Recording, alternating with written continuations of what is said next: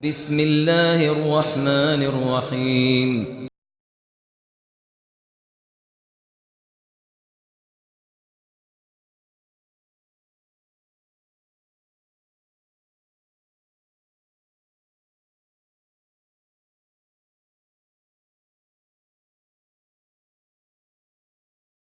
സുഹൃത്തുക്കളെ, കോഴിക്കോട് യുക്തിവാദി സംഘത്തിൻ്റെ ആഭിമുഖ്യത്തിൽ നടക്കുന്ന ഈ സംവാദ പരിപാടിയിലേക്ക് എല്ലാവരെയും സ്നേഹത്തോടെ ആദരവോടെ സ്വാഗതം ചെയ്യുകയാണ്. ഇന്ന് ഇവിടെ വെച്ച് നടക്കുന്ന ഈ പരിപാടി യഥാർത്ഥത്തിൽ വെസ്റ്റ് ഹിൽ പോളിടെക്നിക് കോളേജിലെ ഓഡിറ്റോറിയത്തിലാണ് നടക്കേണ്ടിയിരുന്നത്. അവിചാരിതമായി അവിടെ പെട്ടെന്നുണ്ടായ ഒരു അസൗകര്യം, അവിചാരിതമായി എന്ന് പറഞ്ഞുകൂടാ, പോളി കലോത്സവങ്ങൾ നടക്കുന്നതിൻ്റെ തിരക്ക് കാരണം നമുക്ക് അവിടെ നിന്ന് ഇത് ഇങ്ങോട്ട് മാറ്റേണ്ടി വന്നു. അറിയാമായിരിക്കും നിങ്ങൾക്ക്, വെസ്റ്റ് ഹിൽ പോളിടെക്നിക്കിലെ ഓഡിറ്റോറിയം കുറച്ചുകൂടി വലുതാണ്, വിശാലമാണ്, ഒരുപാട് ആളുകളെ ഉൾക്കൊള്ളാൻ കഴിയുന്നതാണ്.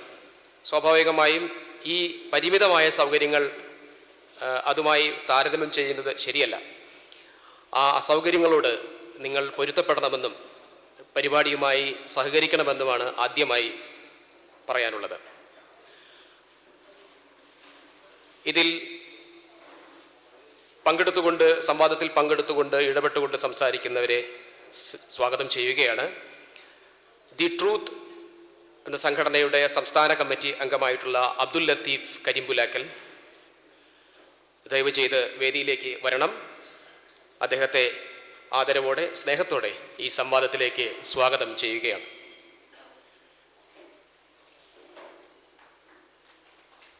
യുക്തിവാദി സംഘത്തെ പ്രതിനിധീകരിച്ചുകൊണ്ട് ഈ പരിപാടിയിൽ പങ്കെടുക്കുന്നത് ശ്രീ അയ്യൂബ് മൗലവിയാണ്. അയ്യൂബ് മൗലവിയെ സ്നേഹത്തോടെ ആദരവോടെ ഈ പരിപാടിയിലേക്ക് സ്വാഗതം ചെയ്യും. ഇതിൻ്റെ മോഡറേറ്ററായിട്ട് പ്രവർത്തിക്കുന്നത്, ഈ ചടങ്ങിൻ്റെ മോഡറേറ്റർ ആകുന്നത് മെഹറൂഫ് കേളോത്താണ്. യുക്തിവാദി സംഘത്തിൻ്റെ സജീവ പ്രവർത്തകനും എഴുത്തുകാരനും തിരുവനന്തപുരം ജില്ലയിൽ യുക്തിവാദി പ്രവർത്തനത്തിന് നേതൃത്വം കൊടുക്കുന്ന ഒരു ആളുമായിട്ടുള്ള ശ്രീ മെഹറൂഫ് കേളോത്തിനെ ഈ പരിപാടിയുടെ മോഡറേറ്ററായിട്ട് ക്ഷണിക്കുകയാണ്. മെഹറൂഫ് കേളോത്ത് ദയവ് ചെയ്ത് വേദിയിലേക്ക് വരണമെന്ന് അഭ്യർത്ഥിക്കുന്നു. പരിപാടികളെക്കുറിച്ച് ചെറിയ തരത്തിലെങ്കിലും നിങ്ങൾക്ക് ബോധ്യമുണ്ടാകുമെന്ന് കരുതുന്നു. സംവാദത്തിൽ ഇടപെട്ടുകൊണ്ട് സംസാരിക്കുന്നവർക്ക് വേണ്ടി കൈയടിച്ച് അല്ലെങ്കിൽ കൂക്കി വിളിച്ചോ തടസ്സം സൃഷ്ടിക്കരുതെന്നും പ്രത്യേകമായി അഭ്യർത്ഥിക്കുകയാണ്. സംയമനത്തോടുകൂടി രണ്ട് ഭാഗത്തുമുള്ള വിഷയങ്ങൾ അവതരിപ്പിക്കുന്നവരുടെ വാദമുഖങ്ങൾ കേട്ട് അതിനോട് ക്രിയാത്മകമായി നമ്മുടെ ജനാധിപത്യ സമ്പ്രദായങ്ങൾക്കും സംസ്കാരത്തിനുമനുസരിച്ച് പ്രതികരിക്കണമെന്നുമാണ് എനിക്ക് അഭ്യർത്ഥിക്കാനുള്ളത്. ഈ വേദി മെഹറൂഫ് കേളോത്തിന് ഒഴിഞ്ഞുകൊടുത്തുകൊണ്ട് അദ്ദേഹത്തിൻ്റെ ഉത്തരവാദിത്തത്തിലേക്ക് അദ്ദേഹത്തെ ക്ഷണിച്ചുകൊണ്ട് ഞാൻ പിൻവാങ്ങുന്നു. നന്ദി. എല്ലാവർക്കും ഒരിക്കൽ. സുഹൃത്തുക്കളെ, ബഹുമാനപ്പെട്ട അബ്ദുൽ ലത്തീഫ് കരിമ്പുലാക്കൽ, അയ്യൂബ് മൗലവി,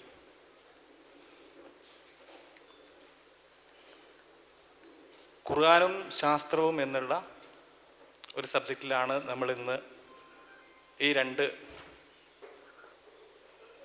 പണ്ഡിതന്മാരുടെ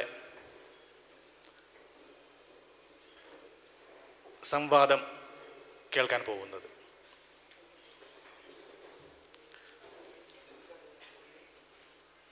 ഖുർആൻ ഒരു മതത്തിൻ്റെ വിശുദ്ധ ഗ്രന്ഥമാണ്. ശാസ്ത്രം നമ്മൾ ജീവിക്കുന്ന ചുറ്റുപാടുകളുടെ അർത്ഥവുമാണ്. ഇത് രണ്ടും തമ്മിലുള്ള സാമ്യതകളോ അല്ലെങ്കിൽ രണ്ടിനും തമ്മിലുള്ള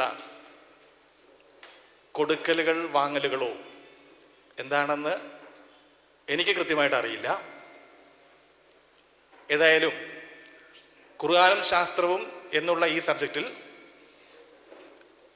ശാസ്ത്രം ഖുർആനെ എങ്ങനെ കാണുന്നു എന്നാണോ ഖുർആൻ ശാസ്ത്രത്തെ എങ്ങനെ കാണുന്നു എന്നാണോ എന്നും എനിക്ക് നിശ്ചയമില്ല. നമുക്ക് തീർച്ചയായിട്ടും ഈ സംവാദം കഴിയുമ്പോഴേക്കും അതിനൊരു തീർപ്പ് ഉണ്ടാവും എന്നും എനിക്ക് തോന്നുന്നില്ല. പക്ഷേ നമ്മുടെ അറിവിലേക്ക് കൂടുതൽ കാര്യങ്ങൾ എത്തിച്ചു തരുവാൻ, നമുക്ക് കൂടുതൽ ഉൾക്കാഴ്ച ലഭിക്കുവാൻ ഈ സംവാദം കൊണ്ട് സാധ്യമാവുമെങ്കിൽ അതായിരിക്കും ഈ സംവാദത്തിൻ്റെ ഒരു പ്രത്യേകത, അല്ലെങ്കിൽ ഏറ്റവും വലിയ പ്രത്യേകത എന്നാണ് എനിക്ക് തോന്നുന്നത്. തീർച്ചയായും ഞാനിതിൽ നിഷ്പക്ഷനാണ്. പക്ഷേ എനിക്ക് പക്ഷമുണ്ട്. പക്ഷേ ഈ സംവാദത്തിൽ തീർത്തും ഞാൻ നിഷ്പക്ഷനാണ്. രണ്ടുപേർക്കും പറയാനുള്ളത് കേടുപാടുകളൊന്നും കൂടാതെ നിങ്ങൾക്ക് എത്തിക്കുക എന്നുള്ളതാണ് എൻ്റെ കടമ. അങ്ങനെ എത്തിക്കാൻ വേണ്ടി എനിക്ക് സംവദിക്കുന്ന രണ്ടാളുകളോട്, രണ്ട് സുഹൃത്തുക്കളോട് പറയാനുള്ളത്, തീർച്ചയായും നിങ്ങൾ വിഷയത്തിൽ ഒതുങ്ങി നിന്നുകൊണ്ട് മാത്രം സംവദിക്കുക. വിഷയത്തിന് പുറത്തേക്ക് പോകുമ്പോൾ തീർച്ചയായും ഞാൻ ഇടപെട്ട് അത് പാടില്ല എന്ന് പറയുകയും ചെയ്യും. അതുകൊണ്ട് ഞാൻ മുൻകൂട്ടി പറയുന്നു, വിഷയത്തിൽ മാത്രം ഊന്നിക്കൊണ്ട്. നമ്മുടെ വിഷയം പ്രത്യേകം ഓർക്കുക, ഖുർആനും ശാസ്ത്രവുമാണ്. ഖുർആനിൽ നിന്ന് പുറത്തേക്കോ ശാസ്ത്രത്തിൽ നിന്ന് പുറത്തേക്കോ സഞ്ചരിക്കാൻ തൽക്കാലം ഇന്ന് നിങ്ങൾക്ക് അനുവാദമില്ല. ഈ അനുവാദമില്ലായ്മ കൊടുക്കുന്നത് നമ്മുടെ ഈ കേൾക്കാൻ വന്നിരിക്കുന്ന ഈ വലിയ ജനക്കൂട്ടമാണ്. ഇങ്ങനെയുള്ള ഒരു അനുവാദമില്ലായ്മ ഇവരിലേക്ക് ഇമ്പോസ് ചെയ്യുന്നത്.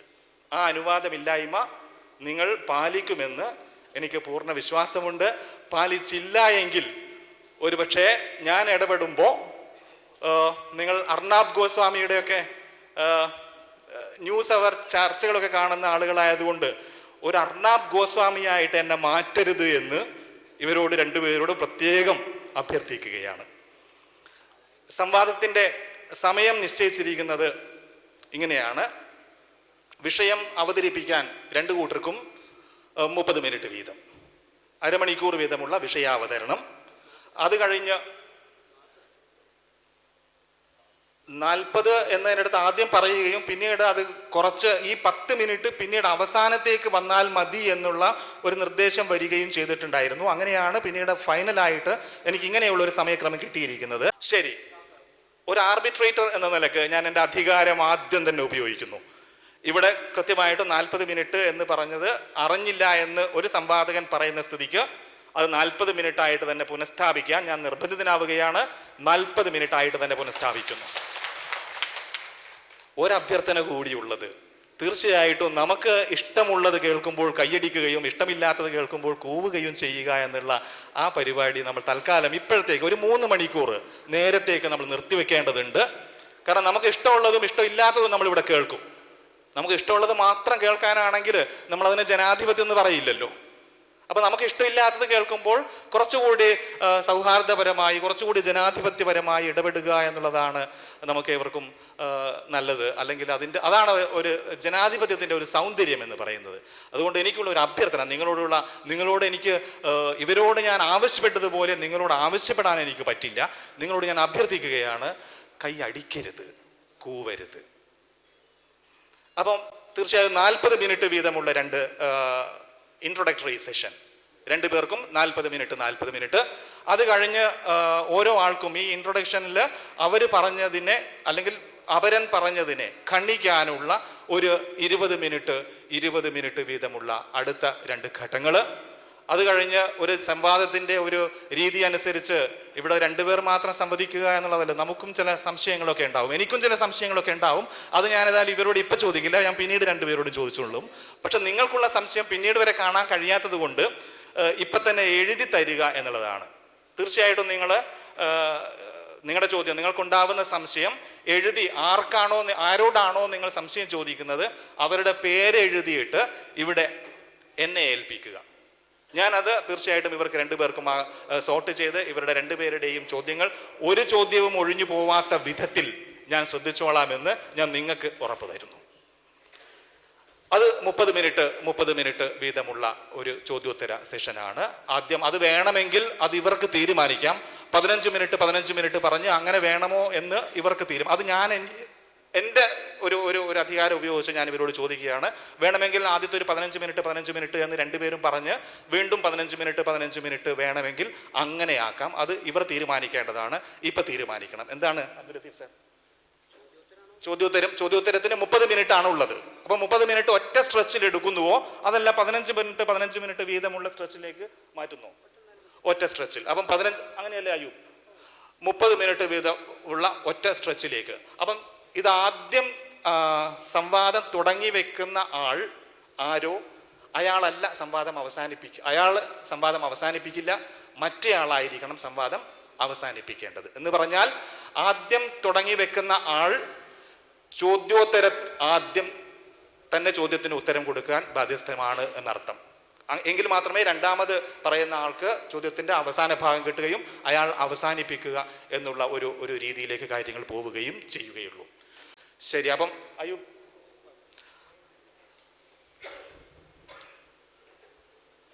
2:43 കൃത്യം 3 മണിക്കൂറാണ് നമ്മുടെ സംവാദം. 3 മണിക്കൂർ കഴിഞ്ഞ് 3 മണിക്കൂർ അവസാനിക്കുമ്പോൾ അവസാന ബെല്ല് വീഴുകയും പിന്നെ ചിലപ്പോൾ ഒരു 1 മിനിറ്റോ 2 മിനിറ്റോ ഞാൻ വല്ലതും ഒരു ആർബിട്രേറ്റർ എന്നുള്ള നിലക്ക് വല്ലതും പറയാനുണ്ടെങ്കിൽ പരമാവധി 2 മിനിറ്റിനുള്ളിൽ ഞാൻ ഒതുക്കുന്നതായിരിക്കും. അങ്ങനെ 3 മണിക്കൂറും 2 മിനിറ്റും 2:43 നമ്മുടെ സംവാദം ആരംഭിക്കുകയാണ്. അടുത്ത 3 മണിക്കൂർ നേരത്തേക്ക് നിങ്ങളുടെ മുഴുവൻ ആളുകളുടെയും സഹകരണം ഞാൻ പ്രതീക്ഷിക്കുന്നു. എന്നെ ഒരു അർണാബ് ഗോസ്വാമി ആക്കരുത് എന്ന് ഒരിക്കൽ കൂടി ഞാൻ എല്ലാവരോടും അഭ്യർത്ഥിക്കുന്നു. നന്ദി, നമസ്കാരം. പണ്ഡിതൻ അബ്ദുൽ ലത്തീഫ് കരുമ്പുലാക്കൽ, മോഡറേറ്റർ, മറ്റു മാന്യ സുഹൃത്തുക്കളെ,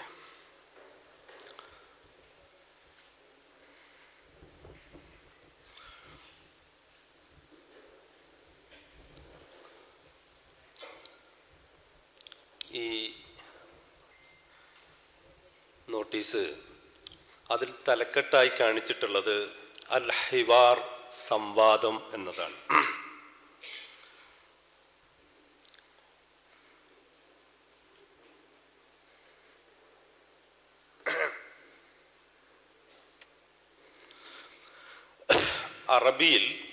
അറബി ഭാഷയിൽ സംവാദത്തിന് ജിദാല്, മുജാദല, ജദില്, മുനാലറ എന്നീ പല പേരുകളിലും പറയപ്പെടാറുണ്ട്. ഇവിടെ ഹിവാറാണ് നാം ഉദ്ദേശിക്കുന്നത്. ഇടയ്ക്കിടയ്ക്ക് ഇങ്ങനെ വെള്ളം കുടിക്കുന്നു, സുഖല്ല. എന്താണ് ഹിവാറും മുജാദലയും മുനാദറയും തമ്മിലുള്ള വ്യത്യാസം? ഞാൻ അതിൻ്റെ ഇസ്തിലാഹ് ഇവിടെ കാണിച്ചിട്ടുണ്ട്. സാധാരണ ഒരു രാഷ്ട്രീയ പാർട്ടിക്കാർ ഒരു ഗോത്രം മറ്റൊരു ഗോത്രത്തിന് നേരെ നടത്തുന്ന സംവാദങ്ങൾക്കാണ് ജിദാല്, മുജാദല, മുനാദറ എന്നൊക്കെ പറയുക. എന്നാൽ ഹിവാർ എന്ന് പറയുന്നത് ഇരു കൂട്ടരും അല്ലെങ്കിൽ ഇരു വിഭാഗവും തമ്മിൽ സംവദിക്കുന്ന വിഷയങ്ങളിൽ പരസ്പരം ബഹുമാനിച്ചുകൊണ്ടും ആദരിച്ചുകൊണ്ടും നടത്തുന്ന ഒരു സംവാദമാണ്. അവിടെ തോൽപ്പിക്കലോ ജയിപ്പിക്കലോ ഇല്ല. അവരവരുടെ ഭാഗം അവരവർ പറയുന്നു. അതിൽ വിയോജിപ്പുകൾ സ്നേഹപരമായി വിയോജിച്ചു നിൽക്കുന്നു. രണ്ട് വിഭാഗത്തിൻ്റെയും നിലപാട് സത്യമറിയണം, സത്യം കണ്ടെത്തണം. അങ്ങനെ സംവാദങ്ങളിലൂടെ ആഴമേറിയ ഉൾക്കാഴ്ച ലഭിക്കാൻ സംവാദങ്ങൾ ലഭ്യമാകും.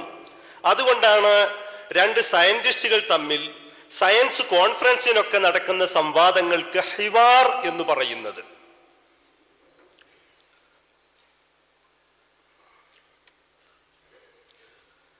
ഇവിടുത്തെ വിഷയം ഖുർആനും ശാസ്ത്രവും എന്നതാണ്. ഞാൻ ഈ വിഷയത്തെ രണ്ടായി ഭാഗിക്കുന്നു. ഖുർആൻ, ശാസ്ത്രം. ഇത് പരസ്പരം ചേർന്നു പോകുന്നതല്ല എന്നാണ് എൻ്റെ നിലപാട്. മറ്റൊന്ന്, ഖുർആൻ എന്ന് പറയുമ്പോൾ ലോകത്തൊക്കെ ഒരേ ഒരു ഖുർആൻ ഉള്ളൂ എന്ന ധാരണയിലാണ് സംഘാടകർ ഖുർആനും ശാസ്ത്രവും എന്ന് പറയുന്നത്. സത്യത്തിൽ ഖുർആനുകൾ ഉണ്ട്. ഒരു ഖുർആനല്ല, പലതരം ഖുർആനുകളുണ്ട്. അതിൽ ഏത് ഖുർആനുമായാണ് ശാസ്ത്രം യോജിക്കുക എന്ന് കണ്ടെത്തേണ്ടിയിരിക്കുന്നു.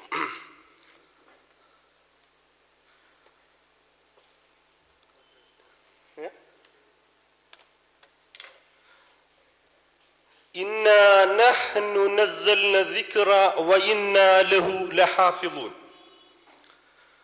അള്ളാഹു പറയുന്നു, നാം ആണ് ഖുർആൻ ഇറക്കിയത്, നാം തന്നെ അതിനെ സംരക്ഷിക്കുകയും ചെയ്യും എന്നു പറഞ്ഞ പടച്ചവൻ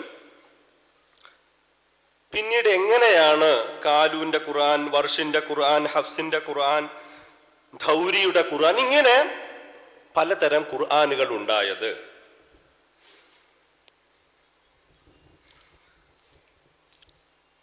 അപ്പോ പലതരം ഖുർആനുണ്ട്. അതിൽ ഏത് ഖുർആനുമായാണ് സയൻസ് യോജിച്ചു പോകുന്നത് എന്ന് ഞാൻ ആ ഖുർആനിന്റെ പാഠഭേദങ്ങളിലേക്ക് കടക്കുന്നില്ല, അത് വേണ്ടി വരുമ്പോൾ അപ്പൊ പറയാം. അടുത്തത് സയൻസാണ്. ശാസ്ത്രവും സയൻസും. ഇന്ത്യൻ സാഹചര്യത്തിൽ ശാസ്ത്രം എന്നത് സയൻസിന്റെ നേരെ ഒരു മുത്തറാദിഫായിട്ട് പറയാറുണ്ട്. സത്യത്തിൽ തെറ്റാണ്. സയൻസ് എന്ന പരികൽപ്പന തീർത്തും വ്യത്യസ്തങ്ങളാണ്. ശാസിക്കപ്പെട്ടതാണ് ശാസ്ത്രമെങ്കിൽ എല്ലാ ശാസനകൾക്കും അപ്പുറം പോകുന്നതാണ് സയൻസ്. ഉദാഹരണം കാമശാസ്ത്രം, അത് കാമ സയൻസ് അല്ല. ഖൗളി ശാസ്ത്രം ഖൗളി സയൻസ് അല്ല.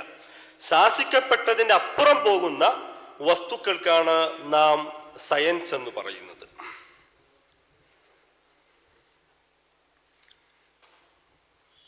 എന്താണ് സയൻസ് എന്ന് പറഞ്ഞാൽ?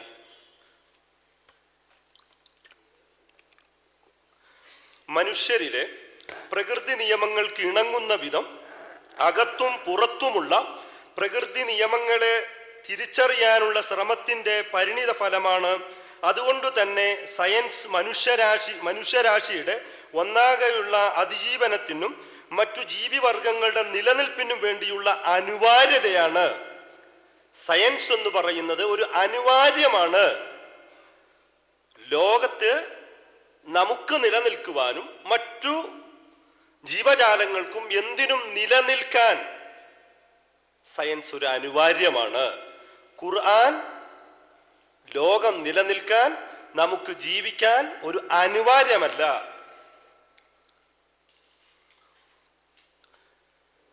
എന്തുകൊണ്ട് ഖുർആനിന്റെ ജ്ഞാനമാർഗവും സയൻസിന്റെ ജ്ഞാനമാർഗവും രണ്ടും വ്യത്യസ്തങ്ങളാണ്? സയൻസ് എന്നത് ഭൗതിക ലോകത്ത് ഒതുങ്ങി നിന്ന് ഭൗതിക പ്രതിഭാസങ്ങളെ കുറിച്ച് പഠിക്കുകയും മനസ്സിലാക്കുകയും വിശകലനം ചെയ്യുകയും ചെയ്യുന്ന ഒരു പ്രതിഭാസമാണ്, ഒരു വസ്തുതയാണ്. വഹി എന്നതാണ് ഖുർആനിന്റെ എപ്പിസ്റ്റമോളജി, ജ്ഞാനമാർഗം എന്ന് പറയുന്നത്. അത് പരീക്ഷണ നിരീക്ഷണങ്ങളിലൂടെ കണ്ടെത്താൻ കഴിയുന്ന സംഗതിയല്ല വഹി. മുഹമ്മദ് നബിക്ക് വഹി കിട്ടി എന്നത് മുഹമ്മദ് നബിക്ക് മാത്രം ബോധ്യമാവുകയും മറ്റൊരാളെ തെളിയിക്കാൻ സാധ്യമല്ല. തെളിവ് ചോദിച്ചാൽ സമർപ്പിക്കാനും കഴിയില്ല. അവിടെ വിശ്വാസം മാത്രമാണ് അവലംബം. വഹി എങ്ങനെയാ കിട്ടുന്നു എന്നുള്ളതാണ് ഞാൻ ആ ആയത്ത് കാണിച്ചിട്ടുള്ളത്. വമാ കാന ലിബശരിൻ അൻ യുകല്ലിമല്ലാഹു ഇല്ലാ വഹ്യ ഔ മിൻ വറാഇ ഹിജാബ് ഔ യുർസില റസൂലൻ ഫയൂഹി ബിഇദ്നിഹി മാ യശാ. 3 രീതിയിലാണ് വഹി കിട്ടുന്നത് എന്ന് പറയുന്നു. ഈ 3 രീതിയിലും ശാസ്ത്രീയപരമായി സയൻസ് പരമായി തെളിയിക്കുവാൻ സാധ്യമല്ല. ആദ്യമായി ഖുർആനും ശാസ്ത്രവും സയൻസും തമ്മിൽ താരതമ്യം ചെയ്യുമ്പോൾ ഖുർആനിന്റെ ജ്ഞാനമാർഗം തന്നെ വഹി തന്നെ ശാസ്ത്രീയമാണോ അല്ലേ എന്ന് തീരുമാനിക്കുന്നിടത്താണ് ഇതിന്റെ തുടക്കം. വഹി തന്നെ ശാസ്ത്രീയമായി തെളിയിക്കാൻ സാധ്യമല്ലെങ്കിൽ അത് നൽകുന്ന അതിൻ്റെ ഉള്ളിലുള്ള ഖുർആനും ശാസ്ത്രീയമാണെന്ന് എങ്ങനെയാ പറയാൻ കഴിയുക?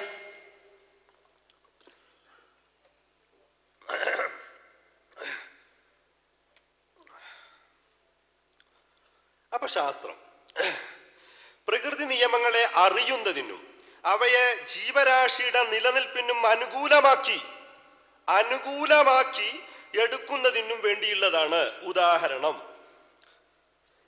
മിന്നൽ രക്ഷാജാലകം. അത് നമുക്ക് അനുകൂലമാക്കി നാം ഉണ്ടാക്കിയ ഒരു സംഗതിയാണ്. വൈദ്യുതിയുടെ കണ്ടെത്തൽ, അത് സയൻസ് നമ്മുടെ ബുദ്ധിയും ചിന്തയും ഉപയോഗിച്ച് ഒരു കൂട്ടം ആളുകളുടെ നിതാന്തമായ പരിശ്രമങ്ങളിലൂടെ നേടിയെടുത്ത സംഭവങ്ങളാണ് അതൊക്കെ. ഖുർആൻ മുന്നിൽ വെച്ചുകൊണ്ട് വൈദ്യുതി ഉണ്ടാക്കാനോ അതുപോലുള്ള ഇന്ന് നേട്ടങ്ങളൊക്കെ സയൻസിൻ്റെതാണ്. അത് ഒരു കൂട്ടം ആളുകൾ അവരുടെ അധ്വാനം ഉപയോഗിച്ച് പ്രകൃതി പ്രതിഭാസങ്ങളിൽ നിന്ന്, ഭൗതിക ലോകത്തിൽ നിന്ന് പഠിച്ച് മനസ്സിലാക്കി ഗവേഷണം ചെയ്ത് കണ്ടെത്തിയ സംഗതികളാണ്. ഖുർആൻ മുന്നിൽ വെച്ചുകൊണ്ട് ഇത്യാദി സംഗതികളൊന്നും ചെയ്യാൻ സാധ്യമല്ല. മറ്റൊന്ന്, സയൻസിന്റെ പ്രത്യേകത, ഖുർആനിന്റെ പ്രത്യേകത.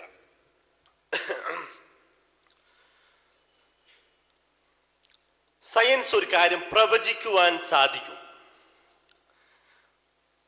സയൻസിന് പ്രവചിക്കുവാൻ സാധിക്കുന്ന ഒരു വസ്തുതയാണ് സയൻസ്. ശാസ്ത്ര പ്രവചനങ്ങൾ നടത്താൻ ശേഷിയുള്ള ഒരു വ്യവഹാരമാണ്. ഈ പ്രവചനങ്ങൾ അത്രയും ലഭ്യമായ വസ്തുക്കളുടെ പിൻബലത്തിലുള്ളവയാകയാൽ അത് സംഭവ്യമാണ്. സയൻസ് ഒന്ന് പ്രവചിച്ചാൽ അത് സംഭവിക്കുന്നു. ഈയിടെ ചെന്നൈയിൽ നടന്ന ജലപ്രളയം, സയൻസ് ഇതെങ്ങനെയാണ് ഒരു ജലപ്രളയം ഉണ്ടായത്, ആ ജലപ്രളയത്തിന് കാരണമായ വസ്തുക്കൾ എന്താണ് എന്ന് പഠിക്കുകയും മനസ്സിലാക്കുകയും ഈ സംഭവം ഉണ്ടായാൽ കേരളം പോലത്തെ ഒരു രാജ്യത്ത് ഇതുപോലുള്ള ജലപ്രളയങ്ങൾ ഉണ്ടാകും എന്ന് അവർ പ്രവചിച്ചത് കേവലമല്ല, ഇന്ന കാരണങ്ങൾ മുന്നിൽ വെച്ചുകൊണ്ടാണ്. എന്നാൽ ഖുർആനിൽ ഒരുപാട് പ്രവചനങ്ങൾ ഉണ്ട്. മരണാനന്തരം ഒരു ജീവിതമുണ്ട് എന്ന് പ്രവചിച്ചാൽ തെളിയിക്കാൻ സാധ്യമല്ല. അതൊരു വിശ്വാസമട്ടെ. മറ്റൊരു ഉദാഹരണം പറയാം. ഖുർആനിൽ പറഞ്ഞൊരു ഉദാഹരണം, ഗുലിബത്തിർ റൂം ഫീ അദ്നൽ അർദ് വഹും മിൻ ബഅദി ഗലബിഹിം സയഗ്ലിബൂൻ. സൂറത്തുർ റൂം തുടങ്ങുന്നത് തന്നെ റോമക്കാർ പരാജിതരായിരിക്കുന്നു, അടുത്ത നാട്ടിൽ തന്നെ തങ്ങളുടെ പരാജയത്തിന് ശേഷം അവർ വിജയം വരിക്കുകയും ചെയ്യും. സയഗ്ലിബൂൻ, റോമും പേർഷ്യയും തമ്മിലുള്ള ഒരു യുദ്ധത്തെ കുറിച്ചാണ് ആ പറയുന്നത്. മുഹമ്മദ് നബി പ്രവാചക ദൗത്യം കിട്ടിയെന്ന് പറയുന്നത് 6-ാം നൂറ്റാണ്ടിന്റെ അവസാനത്തിലാണ്, 7-ാം നൂറ്റാണ്ടിന്റെ തുടക്കത്തിലും. ആ കാലഘട്ടത്തിൽ ചരിത്രകാരന്മാരും റോമും പേർഷ്യയും തമ്മിൽ ഒരു യുദ്ധം നടന്നതായി പറഞ്ഞിട്ടില്ല. 10-ാം നൂറ്റാണ്ടിലെ കുരിശുദ്ധമാണ് പറഞ്ഞിട്ടുള്ളത്, അത് റോമും പേർഷ്യയുമല്ല. ഇനി അങ്ങനെയാണ് എന്ന് കൂട്ടിയാൽ സയഗ്ലിബൂൻ എന്നുള്ളിടത്ത് ഒരുപാട് ഖിറാഅത്ത് സയഗ്ലബൂൻ എന്നാണ്.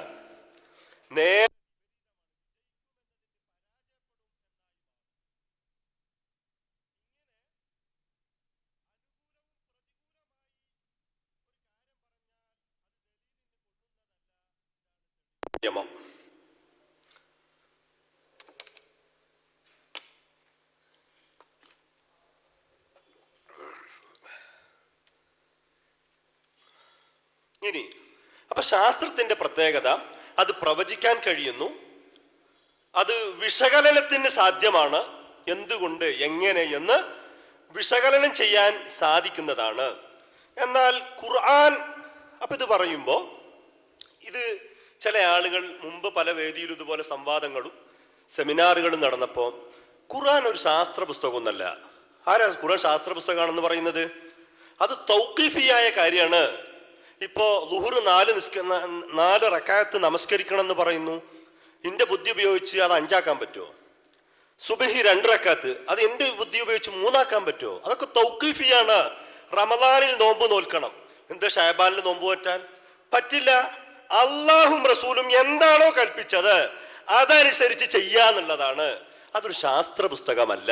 ഇത് പറയും. മറ്റു വേദിയിൽ ഖുർആൻ ശാസ്ത്രമാക്കുകയും ചെയ്യും. രണ്ടും അപകടമാണ്. ഖുർആൻ ശാസ്ത്രമല്ല എന്ന് പറഞ്ഞാൽ 6-ാം നൂറ്റാണ്ടിലുണ്ടായ ഒരു ഗ്രന്ഥം 21-ാം നൂറ്റാണ്ടിലെ ഈ കാലഘട്ടത്തിന് അത് പ്രസക്തമല്ല.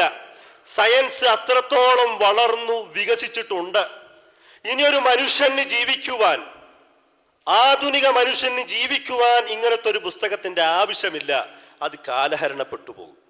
ശാസ്ത്രമാണ് എന്ന് പറഞ്ഞാൽ ശാസ്ത്രത്തിന്റെ പ്രത്യേകത അത് വിശകലനത്തിന് വിധേയമാക്കണം, പ്രവചിക്കാൻ കഴിയണം. വഹിയ്, ദൈവം, ഇതൊക്കെ മലക്ക്, ജിന്ന്, പിശാചി തുടങ്ങിയ കാര്യങ്ങളൊക്കെ ശാസ്ത്രീയമായി വിശകലനത്തിന് വിധേയമാക്കേണ്ടി വരും.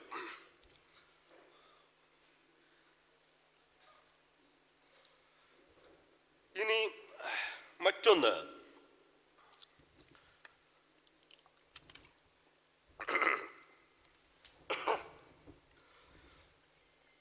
സയൻസ് എപ്പോഴും മാറ്റത്തിന് വിധേയമാണ്. ഖുർആൻ മാറാത്ത ഒരു പുസ്തകമാണ്. മാറുന്ന പ്രകൃതി നിയമങ്ങൾക്ക് മാറുന്ന നിയമങ്ങൾ, മനുഷ്യനും പ്രകൃതിയും എല്ലാം ഇവിടെ മാറുന്നു. മാറുന്ന മനുഷ്യന്, മാറുന്ന പ്രകൃതിക്ക്, മാറുന്ന സയൻസ്. മാറുന്ന മനുഷ്യന്, മാറുന്ന പ്രകൃതിക്ക് മാറ്റമില്ലാത്തൊരു ഗ്രന്ഥം അതാണ് ഖുർആൻ. പ്രകൃതിയുടെ മാറ്റം ഇന്ന് പറഞ്ഞതല്ലല്ലോ നാളെ പറയാ എന്ന് പറയാറുണ്ട്. പ്രകൃതി നിയമങ്ങൾ നിരന്തരമായി മാറ്റങ്ങൾക്ക് വിധേയമാണ്. ഉദാഹരണം, പരിണാമത്തിന്റെ ആദ്യഘട്ടത്തിൽ, ഭൂമിയുടെ പരിണാമത്തിന്റെ ആദ്യ നാളുകളിൽ പകലിന്റെ ദൈർഘ്യം 6 മണിക്കൂറായിരുന്നെങ്കിൽ പിന്നീട് 16, 20, 24 എന്ന രീതിയിൽ മാറി വരികയാണ് ചെയ്തത്. ഈ മാറ്റങ്ങളെ വിശകലനം ചെയ്തുകൊണ്ടാണ് ശാസ്ത്രം അതിന്റെ പ്രവചനങ്ങൾ മുന്നോട്ട് കൊണ്ടുപോകുന്നത്.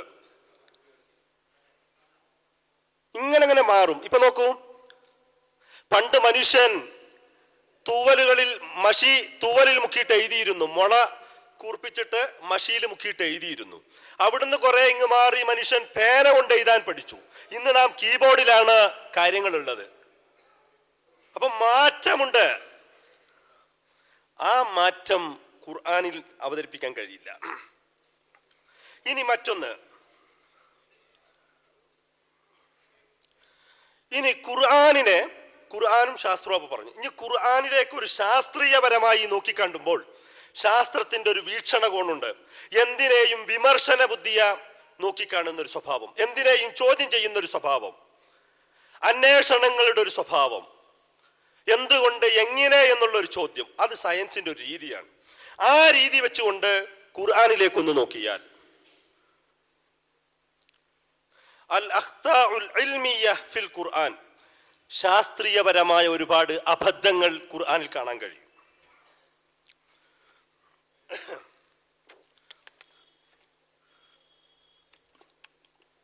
ജഅല ലക്കുമുൽ അർള ഫിറാശ വസ്സമാഅ ബിനാഅ.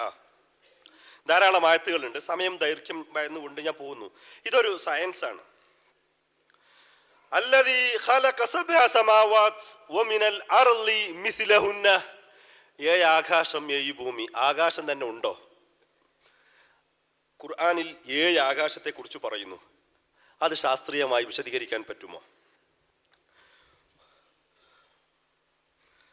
ഇങ്ങനെ കുറെ ഉണ്ട് കേട്ടോ, ഞാനിങ്ങനെ അടിച്ചു പോവാണ്, പറയുന്നില്ല. ഹത്താ ഇദാ ബലഗ മഗ്രിബ ശംസ് വജദഹാ തഗ്റുബു ഫീ ഐനിൻ ഹമിഅത്തിൻ. ഒരു ചളിവെള്ളത്തിൽ, ഭൂമിനേക്കാൾ എത്രയോ വലിപ്പമുള്ള ഒരു സൂര്യൻ വപ്പടം എണ്ണച്ചട്ടിയിൽ ഇടുന്നത് പോലെ ചളിവെള്ളത്തിൽ അസ്തമിക്കുന്നു എന്ന് പറയുന്നു.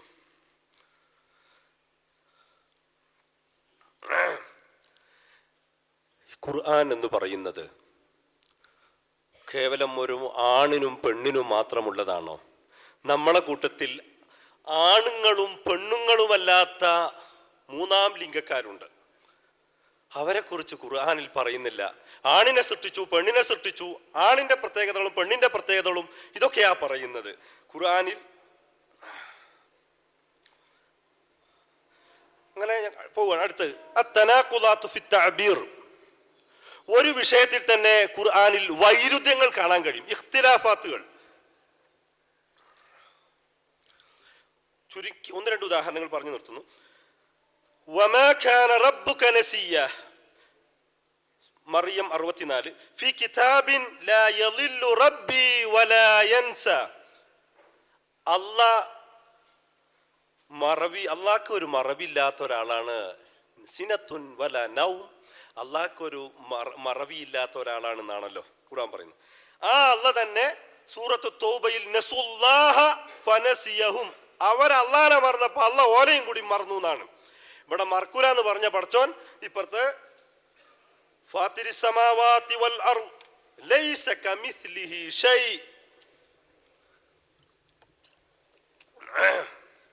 അള്ളാഹ്ക്ക് തുല്യമായി സമന്മാരായി ആരും ഇല്ല. അള്ളാഹ് തന്നെ സൂറത്തു നൂറിൽ അല്ലാഹു നൂറുസ് സമാവാതി വൽ അർദ് മസലു നൂരിഹി കമിഷ്കാത്ത്, ആകാശഭൂമികളുടെ പ്രകാശമാണ് അള്ളാഹു. അതിന്റെ ഉപമ കമിഷ്കാത്ത്, ആ പ്രകാശത്തിന്റെ ഉപമ ഒരു മിഷ്കാത്ത് പോലെ. അള്ളാഹ്ക്ക് സമന്മാരില്ല എന്ന് പറഞ്ഞാൽ അള്ളാഹിന്റെ പ്രകാശത്തെ ഒരു വിളക്ക് വെക്കാനുള്ള ഒരു പൊത്ത്, ഒരു മാടം. സത്യത്തിൽ മിഷ്കാത്ത് എന്ന് പറയുന്നത് ഇതൊരു വളക്കാണെങ്കിൽ വളക്ക് വെക്കാൻ വേണ്ടി ഒരു വീട്ടിന്റെ ഉള്ളിലൊരു പൊത്തുണ്ടാക്കും, അവിടെയാണത്, അതിനാണ് മിഷ്കാത്ത് എന്ന് പറയാം. അങ്ങനെ പറഞ്ഞാൽ തന്നെ എല്ലായിടത്തും പ്രകാശം ഉണ്ടാവാറില്ല, ബാക്ക് സൈഡിൽ ഉണ്ടാവില്ല, മുന്നോട്ടേ ഉണ്ടാവും. ഇനി എന്തൊക്കെ തന്നെ പറഞ്ഞാലും സാധാരണ ഉപമ സയ്യിദുൻ കഅസദിൻ, സയ്യിദ് എന്ന മനുഷ്യൻ അസദിനെ പോലെ എന്ന് പറഞ്ഞാൽ 4 കാലും വാലും ഉള്ള ഒരു സാധനം എന്നല്ല. അസദിലുള്ള ധീരത സയ്യിദിലുണ്ട് എന്നാണ്. അപ്പൊ കാട്ട് പറഞ്ഞാൽ അതാ. ഇവിടെ കാ ഒഴിവാക്കിയിട്ട് അള്ളാഹു തന്നെയാണ് നൂറ് എന്ന് പറയുമ്പോ സയ്യിദുൻ അസദുൻ എന്ന് പറയും പോലെയാണ്.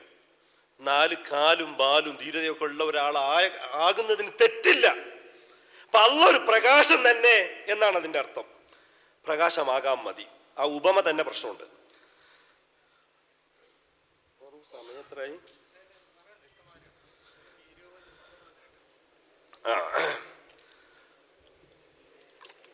الغيبة القرآنية الغيبة القرآنية ഖുർആനിലുള്ള ഗീബത്ത്.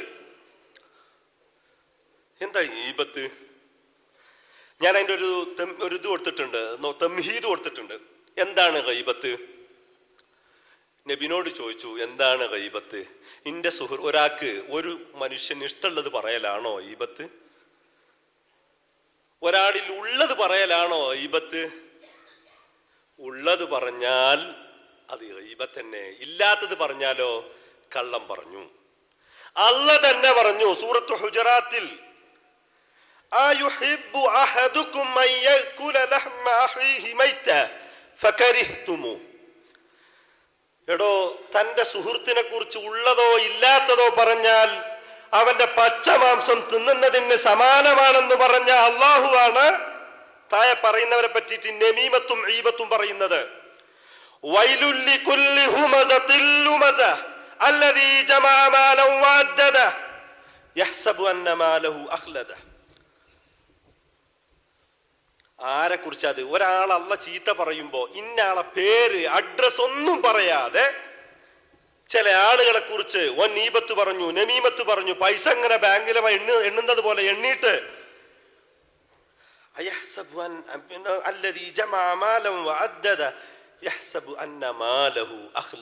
ഓന്റെ ഒക്കെ വിചാരം ഓൻ കാലാകാലം ഇവിടെ തന്നെ കഴിച്ചു കൂട്ടുന്നാണോ ഈ എണ്ണിക്കൊണ്ടിരിക്കുന്നതിനെ പറ്റി പറയാം. അത് ആരെ കുറിച്ചാ പറഞ്ഞത്? Al Walid bin Mughira, Umayyah bin Khalaf തുടങ്ങിയ മഹാരഥന്മാരെ കുറിച്ചാണ് ഞാൻ ഈ മഹാൻ എന്ന് പറഞ്ഞത്. അവരുടെ ചരിത്രം നമുക്ക് ഇന്ന് അറബി കോളേജിലൊക്കെ പഠിക്കാനില്ലേ? ആരാണ് അവരൊക്കെ? അവരൊക്കെ അന്നത്തെ അക്കാലഘട്ടത്തിലെ സാഹിത്യകാരന്മാരാണ്. അടുത്ത് വലാ തുതി കുല്ല ഹല്ലാഫിൻ മഹിൻ ഹമ്മാസിൻ മശാഇൻ ബിനമീം മന്നാഇൽ ലിൽ ഖൈരി മുഅ്തദിൻ നസീം. ഇങ്ങനെ കുറേ ഉണ്ട്. തബ്ബത് യദാ അബീ ലഹബിൻ വതബ്ബ അറഅയ്ത അല്ലദീ യൻഹാ അബ്ദൻ ഇദാ സ്വല്ല. ഇങ്ങനെ ഒരാളെ പടച്ചോൻ തന്നെ നമീമത്തും ഈബത്തും പറയാം. ഇടക്കാലത്ത് ദൗർഭാഗ്യകരമായ പണ്ഡിതന്മാർക്കിടയിൽ ഭിന്നിപ്പുണ്ടായി കേരളത്തിൽ. ഒരു വിഭാഗം പണ്ഡിതൻ മറ്റൊരു വിഭാഗത്തെ ഈബത്ത് പരസ്യമായി പറഞ്ഞപ്പോ മറ്റൊരു പണ്ഡിതൻ പറഞ്ഞു, ഇത് പറയാൻ പാടുണ്ടോ? അള്ളാഹ് തന്നെ ഈബത്ത് പറഞ്ഞിട്ടുണ്ട്, എന്നിട്ടാ ഞമ്മക്ക് എന്നാണ് അവർ തെളിവ് ഉന്നയിച്ചത്? അവിടെ എൻ്റെ വ്യക്തിപരമായി അന്നും ഇന്നും ഡോക്ടർ ഹുസൈൻ മടവൂരിനെ ബഹുമാനിക്കുന്ന ഒരാളാണ് ഞാൻ. അദ്ദേഹത്തിൻ്റെ ശബ്ദങ്ങൾക്ക് കാതോർക്കുന്ന ഒരാളാണ് ഞാൻ. ദൗർഭാഗ്യകരമായ ഭിന്നിപ്പുണ്ടായപ്പോൾ അദ്ദേഹം ലോകത്തോട് പറഞ്ഞു, കേരളത്തിൽ മാത്രമല്ല, ഇസ്ലാമിൽ ജാതിയില്ല, അതുപോലുള്ള ഐത്തങ്ങളൊന്നുമില്ല. ഹിന്ദുവും മുസ്ലിമും ക്രിസ്ത്യാനിയും തമ്മിൽ നമ്മൾ ഐക്യം കൂടുമ്പോൾ നിസാര പ്രശ്നങ്ങൾക്ക് നമ്മളിങ്ങനെ ഭിന്നിച്ച് നിൽക്കുന്നവരോട്, പണ്ഡിതന്മാരോട് ചോദിച്ചു, നിങ്ങൾ ഫതഹുൽ ബാരി ഓതിയിട്ടില്ലേ? ഫതഹുൽ ബാരിയുടെ രചയിതാവ് ഒരുപാട് അഭിപ്രായങ്ങൾ പറയുന്നുണ്ട്. എല്ലാ അഭിപ്രായത്തോടും അദ്ദേഹത്തിന് യോജിക്കണമെന്നില്ല. വിയോജിപ്പുള്ള കാര്യങ്ങൾ കൂടി അദ്ദേഹം പറഞ്ഞു. ഇമാം തൊബിരി അദ്ദേഹത്തിന്റെ തഫ്സീറിൽ ധാരാളം അഭിപ്രായങ്ങൾ ഉദ്ധരിക്കുന്നുണ്ട്. അങ്ങനെ പ്രതിപക്ഷ ബഹുമാനത്തോടുകൂടി മാന്യതയോടുകൂടി നോക്കിക്കണ്ട ഒരു മനുഷ്യനാണ് അദ്ദേഹം. മുസ്ലിങ്ങൾക്കിടയിൽ ഭിന്നിപ്പുണ്ടായപ്പോൾ വളരെ പ്രയാസപ്പെട്ട് എനിക്ക് അദ്ദേഹത്തോട് ഉണ്ടായൊരു കരിപ്പൂർ വിമാനത്താവളത്തിൽ അദ്ദേഹവും അദ്ദേഹത്തിന്റെ കൂടെ കാന്തപുരം എ പി അബൂബക്കർ മുസ്ലിയാരും ഇപ്പുറത്ത് മറ്റൊരു ഇ കെ വിഭാഗത്തിലൊരു പണ്ഡിതനും പോയപ്പോ ഒരാൾ മെസ്സേജ് അയച്ചു പോലും, കീരിയും പാമ്പും പോലെ. അദ്ദേഹം പറഞ്ഞു, എന്തേ ഞങ്ങൾക്ക് ഒന്നിക്കാൻ പാടില്ലേ? യോജിക്കാവുന്ന മേഖലകളല്ലേ നാം അന്വേഷിക്കേണ്ടത്, വെറുപ്പിന്റെയും വിദ്വേഷത്തിൻ്റെതയുമാണോ എന്ന് ചോദിക്കാറുണ്ട്. സാന്ദർഭികമായി ഞാൻ അദ്ദേഹത്തോട് ഇഷ്ടപ്പെടുന്ന ഒരാളാണ്. അദ്ദേഹത്തിന്റെ പ്രസംഗം മറ്റു ആരും കേട്ടില്ലെങ്കിലും അദ്ദേഹത്തിന്റെ വെള്ളിയാഴ്ചയുള്ള പ്രസംഗം യൂട്യൂബിൽ ശ്രദ്ധിക്കുന്ന ഒരാളാണ് ഞാൻ. അടുത്തൊരു ഭാഗം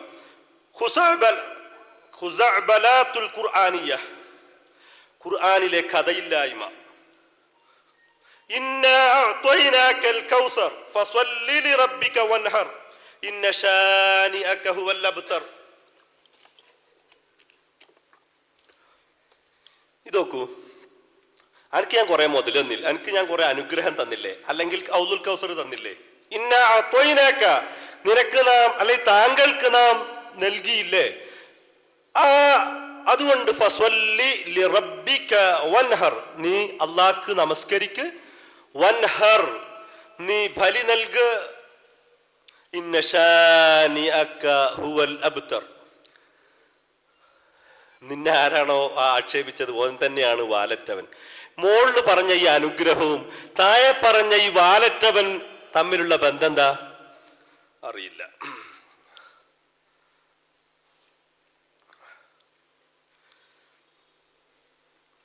നിർത്തുന്നു. അടുത്തത് നബി ഖുർആൻ എന്നെടുത്ത് മറിച്ചു നോക്കിയാൽ നബിക്ക് വേണ്ടി മാത്രമുള്ള കുറെ വചനങ്ങളുണ്ട്. നബിക്ക് വേണ്ടി മാത്രമുള്ള, നബിന്റെ വീട്ടിലൊരു വലീമ നടന്നപ്പോൾ കുറെ ആളുകൾ ഭക്ഷണം കഴിച്ച് അവിടെ തന്നെ ഇങ്ങനെ ചടഞ്ഞുകൂടി ഇങ്ങനെ കിന്നാരം പറഞ്ഞ് വർത്താനം പറഞ്ഞിരുന്നപ്പോൾ ഇറങ്ങിയ ഒരായത്ത് ഇങ്ങനെ കുറെ ഉണ്ട്. ആ ആയത്തുകളെ കൊണ്ട് നമുക്ക് ഈ മനുഷ്യൻ എന്താ ഒരു പ്രയോജനം? അഹ്സൻ, മനുഷ്യന് ഖുർആൻ പറഞ്ഞത് ഹുദക്ക് വേണ്ടിയിട്ടുള്ളതാണ്, മനുഷ്യനെ നേർവഴിയിലേക്ക് നയിക്കാൻ ഈ വചനങ്ങൾക്ക് എന്താണ് അതിന്റെ പ്രസക്തി എന്നാണ്. അടുത്ത് ആയാത്തുൻ ദവാത്തുൻ നവാഖിസ് ഫിൽ ഖുർആൻ. അത് ഖുർആൻ ഇങ്ങനെ വായിക്കുമ്പോൾ അതിലെ കുറെ അർത്ഥമില്ലായ്മ അത് പരിഭാഷക്കാര് പൂർത്തീകരിക്കലാണ്. ഉദാഹരണം, നിങ്ങൾ ഏതൊരു പരിഭാഷ എടുത്ത് നോക്കിക്കോളൂ. മുജാഹിദ് വിഭാഗം ഇറക്കിയിട്ടുണ്ട്, ജമാഅത്തെ ഇസ്ലാമി ഇറക്കിയിട്ടുണ്ട്, സുന്നി, ആരുടെ പരിഭാഷയായാലും ബ്രാക്കറ്റ് ഇല്ലാതെ പരിഭാഷ എഴുതുന്നില്ല. ആ ബ്രാക്കറ്റിലുള്ള വചനം ഖുർആനിലുണ്ടോ നോക്കോണ്ടി. ഇപ്പൊ ഞാനീ പറഞ്ഞ നിങ്ങൾ പോയി നോക്കോണ്ടി. ഖുർആനിന്റെ ഒരു പരിഭാഷ പടുണ്ട്, അറബി പടയുണ്ട്. ഈ പരിഭാഷയോട് സമാനമായി നീതി പാലിക്കുന്നുണ്ടോ ഈ അറബി വാക്ക് ഇല്ലെങ്കിൽ അറബി പരിഭാഷയോടും? ഇല്ല. ബ്രാക്കറ്റിലുള്ളതൊന്നും ഖുർആനിലില്ല. 1-2 ഉദാഹരണം ഞാൻ കാണിക്കാം. ഇന്നല്ലദീന എന്നുള്ളടത്ത് ഇന്നദ്ദീന ലവാഖി എന്ന ദീൻ എന്നത് അവിടെ ഇല്ല. ഇബ്രാഹിം നബിന്റെ വീട്ടിൽ മലക്കൾ വരുന്ന രംഗം, ഇദ്ഖുലു അലൈഹി ഫഖൂലു സലാം ഖാല സലാം എന്ന് പറഞ്ഞിട്ട് അവിടെ ഒരു ബ്രാക്കറ്റാ, ഖൗമുൻ മുൻകറൂൻ. ഇത് ശരി, ഒരാൾ പൂരിപ്പിച്ചത് മാതിരിയാണോ വേറൊരു പണ്ഡിതൻ പൂരിപ്പിക്കുന്നത്? എല്ലാവരും കൂടി ബ്രാക്കറ്റിലുള്ള കാര്യം എല്ലാവരും ഒരേ നിലപാടുകാരാണോ? അല്ല.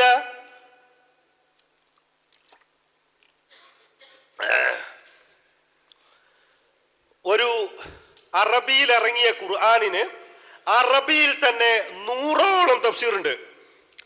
100ഓളം തഫ്സീറുണ്ട് അറബിയിൽ. അറബിയിൽ മുബീനാണത്, വ്യക്തമാണ് എന്ന് പറഞ്ഞ ഖുർആനിന് എന്തിനാ ഇത്രത്തോളം വ്യാഖ്യാനം വേണ്ടി വന്നത്?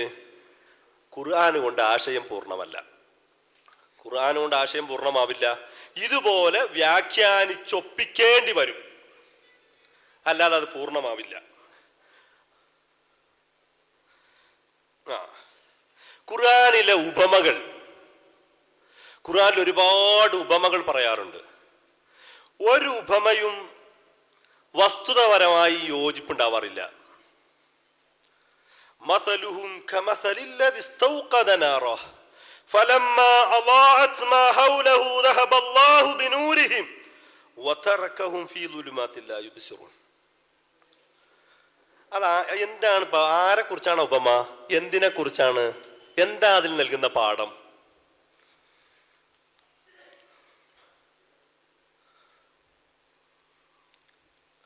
അൽ അഖ്താഉൽ ലുഗവിയ്യ ഫിൽ ഖുർആൻ. ഖുർആനിലെ ഭാഷാപരമായ അറബി, ഖുർആൻ എന്നുള്ളത് ഫസാഹത്തും ബലാഗത്തും അടങ്ങിയ ഒരു ഗ്രന്ഥമാണെന്നാ പറയല്. ഭാഷാപരമായ ഒരുപാട് അബദ്ധങ്ങളുണ്ട്. 1-2 ഉദാഹരണം. ഇന്നല്ലദീന ആമനു വല്ലദീന ഹാദു വസ്വാബിഈന എന്നുള്ളടത്ത് വസ്സാബിഊന എന്നാണുള്ളത്. അല്ലദീന കത്ഫായതുകൊണ്ട് വസ്സാബിഈന. എന്നാ ഖുർആനിൽ തന്നെ 2 സ്ഥലത്ത് ശരിയാക്കിയിട്ടുണ്ട്. അൽ മുഖീമൂന സ്വലാത്ത വൽമുതൂന സക്കാ എന്നുള്ളടത്ത് അർറാസിഖൂന എന്നുള്ളടത്ത് കത്ഫാവുമ്പോ വൽ മുഖീമൂന സ്വലാ എന്നാണ് പറയേണ്ടത്.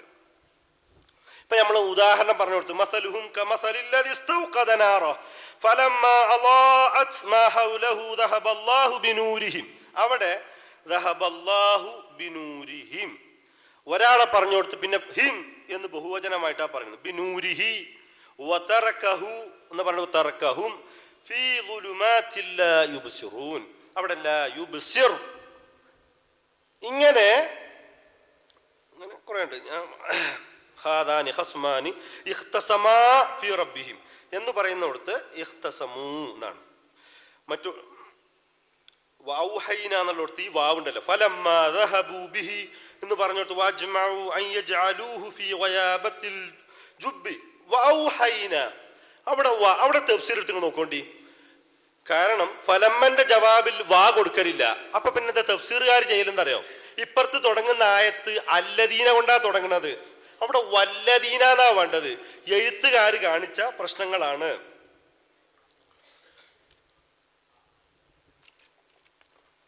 അപ്പൊ ഖുർആനും ശാസ്ത്രവും ഇതാണ് ഖുർആനെങ്കിൽ ഇന്ന് നിങ്ങൾ യൂണിവേഴ്സിറ്റികളിലോ ഏതെങ്കിലും പാഠശാലയിൽ പോയിട്ട് ഒരു സയൻസ് പുസ്തകം എടുക്കുക. ആ സയൻസ് പുസ്തകത്തില് ഇത്തിരി ഇതുപോലുള്ള അബദ്ധങ്ങൾ ഉണ്ടാകുമോ? 2 കൂട്ടിയാൽ 4 തന്നെ ആ ബുക്കിൽ ഉണ്ടാകുക. ഹൈഡ്രജനും ഓക്സിജനും ചേർന്നാൽ ഇന്നതുണ്ടാകും, വെള്ളം ഉണ്ടാകും എന്ന് പറഞ്ഞാൽ അത് അങ്ങനെ തന്നെ. അത് ഒരാൾ ഇങ്ങനെ പറഞ്ഞു, ഒരാൾ അങ്ങനെ, ഒരു നിലക്കും അതിന് സാധ്യത ഉണ്ടാവില്ല. പിന്നെ ആ കാലഘട്ടത്തിൽ ഖുർആൻ എന്ന് പറയുന്നത് മുഹമ്മദ് നബിന്റെ കാലഘട്ടത്തിൽ ഈ ഫതഹ് കസർ ദമ്മ് സുക്കൂൻ ഇങ്ങനെ ഷക്കിലുകൾ ഇട്ടിട്ടില്ല. ഹജ്ജാജ് ഇബ്നു യൂസുഫിന്റെ ഭരണകാലത്ത് ഇട്ടതാണത്.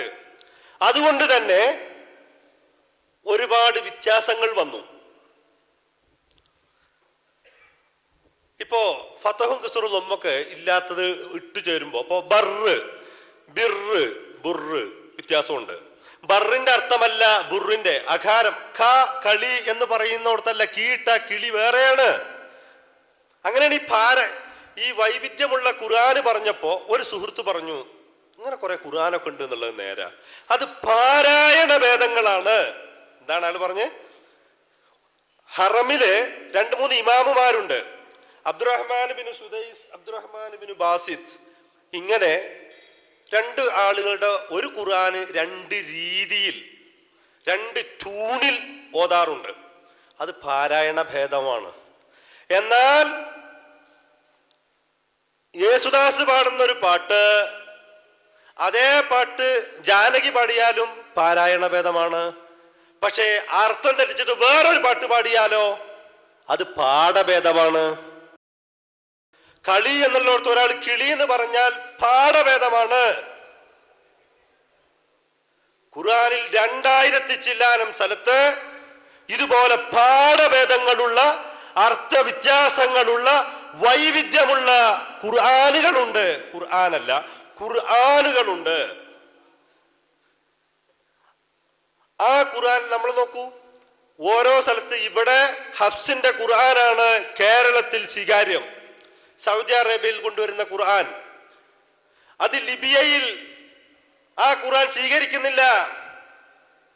മൊറോക്കോയിൽ വേറൊരു ഖുർആനാണ്.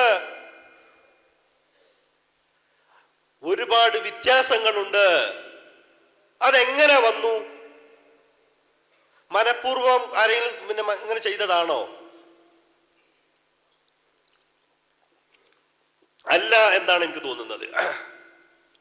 ഖുർആൻ ഇങ്ങനെ ക്രോഡീകരിച്ചപ്പോ തന്നെ പലരുടെയും കൈകളിലുള്ളത് ഉസ്മാൻ, 3-ാം ഖലീഫ ഉസ്മാൻ എന്നവരാണ് അത് ക്രോഡീകരിച്ചത്. അബൂബക്കറിന്റെ കാലത്തും ക്രോഡീകരിച്ചെന്ന് പറയുന്നുണ്ടെങ്കിലും പൂർണ്ണമായും നടപ്പിലാക്കിയത് ഉസ്മാനാണ്. അവർ ചെയ്യുമ്പോൾ 2 സാക്ഷികൾ മുഖേന പിന്നെ അത് ക്രോഡീകരിച്ചപ്പോ പദങ്ങൾ അങ്ങോട്ടും ഇങ്ങോട്ടും മാറി, ആയത്തുകൾ അങ്ങോട്ടും ഇങ്ങോട്ടും മാറി. ഉദാഹരണം ഞാനൊന്ന് പറയാം. സൂറത്തുർ റഹ്മാൻ, അർ-റഹ്മാൻ അല്ലമൽ ഖുർആൻ ഖലഖൽ ഇൻസാന അല്ലമഹുൽ ബയാൻ. അർ-റഹ്മാൻ ഖലഖൽ ഇൻസാൻ, മനുഷ്യൻ. അല്ലമൽ ഖുർആൻ എന്നാ പറയുന്നത്. പിന്നെ ഖലഖൽ ഇൻസാൻ എന്ന് പറയുന്നത്. മനുഷ്യനെ സൃഷ്ടിക്കുന്നതിന് മുമ്പ് ഖുർആൻ പഠിപ്പിച്ചോ? മനുഷ്യനെ സൃഷ്ടിക്കുക എന്നിട്ട് ഖുർആൻ പഠിപ്പിക്കലാണ്. ഇത് ക്രോഡീകരിച്ച പോലും ചെയ്തു, ആദ്യം ഖുർആൻ പഠിപ്പിക്കുക പിന്നെ മനുഷ്യനെ സൃഷ്ടിക്കാന്ന് എഴുതി വെച്ചു. ഇന്ന് നമ്മളെ ഖുർആനിൽ അതാണുള്ളത്. ഇങ്ങനെ ഇപ്പോഴും ഖുർആനിൽ അങ്ങനെ ഉണ്ട്. ഫതഹും കിസറുട്ടോല് ജീലൻ എന്നുള്ളടത്ത് ജൈലൻ എന്ന് വരുന്നിടത്ത് ജീൽ അർത്ഥം തന്നെ, എന്നിട്ട് നമ്മൾ അർത്ഥം എഴുതും, അത് ജയിൽ തലമുറ. ഇങ്ങനെ ഖുർആൻ എന്ന് പറയുന്നതിനെ കുറിച്ച് പണ്ഡിതന്മാർ ഇതൊന്ന് അള്ളാന്റെ വചനമാക്കാനേ എന്തെല്ലാം പാടുപെട്ടുകണെന്നറിയോ? അഹോരാത്രം ശ്രമിച്ച് അതിലെ തെറ്റുകൾ ന്യായീകരിക്കാൻ വേണ്ടി ഒരുപാട് ഗ്രന്ഥങ്ങൾ രചിച്ചു കളഞ്ഞവർ, എന്നിട്ടും ശരിയായില്ല. സൂക്ഷ്മാർത്ഥത്തിൽ വായിച്ചാൽ ഇനിയും ധാരാളം അബദ്ധങ്ങൾ നമുക്ക് കാണാൻ കഴിയും. ഈ ഖുർആൻ ശാസ്ത്രീയമാണോ അല്ലേ എന്ന തർക്കം എപ്പോഴാ തുടങ്ങിയത്? എന്തിനാ സയൻസുമായി കൂട്ടുപിടിക്കേണ്ടി വന്നത്? ഇപ്പൊ ഒരു ഡ്യൂപ്ലിക്കേറ്റ് സ്വർണം 916 22 ക്യാരറ്റുള്ള ഒറിജിനൽ സ്വർണമാണോ അല്ലേ എന്ന് പരിശോധിക്കാൻ പിന്നെ ജ്വല്ലറിയിലുണ്ട് ഒരു കല്ല്. ആ കല്ലുമ്മ പോയിട്ട് വരുത്തി നോക്കും. ഈ കല്ല് സ്വർണം ഡ്യൂപ്ലിക്കേറ്റോ ആണോ അല്ലേന്നാ തർക്കം. ഖുർആൻ അള്ളാന്റെ ആണോ അല്ലേന്നാ ഇപ്പൊ നമ്മളെ തർക്കം. അപ്പൊ നമ്മൾ എന്തായി? സയൻസുമായി കൂട്ടിയോജിക്കുക. സയൻസ് സത്യമാണെന്ന് ഇപ്പൊ നമ്മൾ സമ്മതിക്കുന്നതിന് സമാനമാണത്. സയൻസ് എന്നത് ഒരു സത്യമാണ്, ഒരു യാഥാർത്ഥ്യമാണ്, ഒരു വസ്തുതയാണത്.